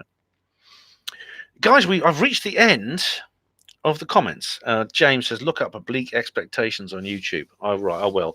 But not right now because I'm so tired. It's 3.25 hours, guys. 3.25 hours. Is this the longest live stream I've done? And Diego Rivera's parting shot. Vote Corbyn. All right, that's not my parting shot. My parting shot is vote Boris. Make Britain independent again. Get Brexit done. Yeah. Okay, so guys, thanks all of you. Thank you very much, all of you. Verlon says maybe Project Bluebeam. Yes. Honestly, a fake alien. I think a fake alien invasion would be a reason to call off the general election, wouldn't it? They didn't do it at the Olympics in 2012, but maybe they will do it. Maybe, just maybe, we'll see a fake alien invasion in the next few days. If so, you'll hear about it first, live and exclusive on Hapanwo TV. Thanks, Cosmic Claire. Thank you. Thanks, Claire. And thank you, DJ B2 and James Tilly Matthews. Matt says vote Boris. Nice one. Thanks, Villanora. Proselytizing, Rabbit. Iman Padima, Diego Rivera, Phuket. Oh, all the other people I haven't mentioned. Pat Riot. Thank you, Pat Riot. It's been great fun. It's been another fantastic live stream. Night, night. Benny Handel, says James. Night, night. I know you watch all my crap. Thank you. And I know you think, even though you think it's crap, as long as you keep watching, that's the main thing. God bless Neil. Good night, Rabbit. I haven't done a live stream since the end of October. Night, night, Hugo. Take care, mate. Villon, thank you for videos from the underground. Vote Alien, yes. Night, night, Matt, and thank you for joining us. Diego Rivera. Galexian, good night. Fart vigorously in the general election of those who wish to rule us. Yes. And E-Man says, believe half of what you see and a fifth of what you smell. Nice one, yeah. That's a great Rich Planet adaptation, that one. Night, night, E-Man. Night, John Boy. Night, night, Villon. It's like the Waltons, yeah.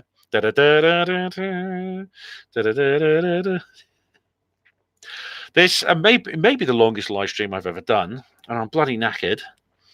Anyway, guys, there'll be another one. There'll be another video pretty soon in the next few days. I've got at least one more planned, another general election video planned before the election. There's a Panwo Radio on Thursday election special.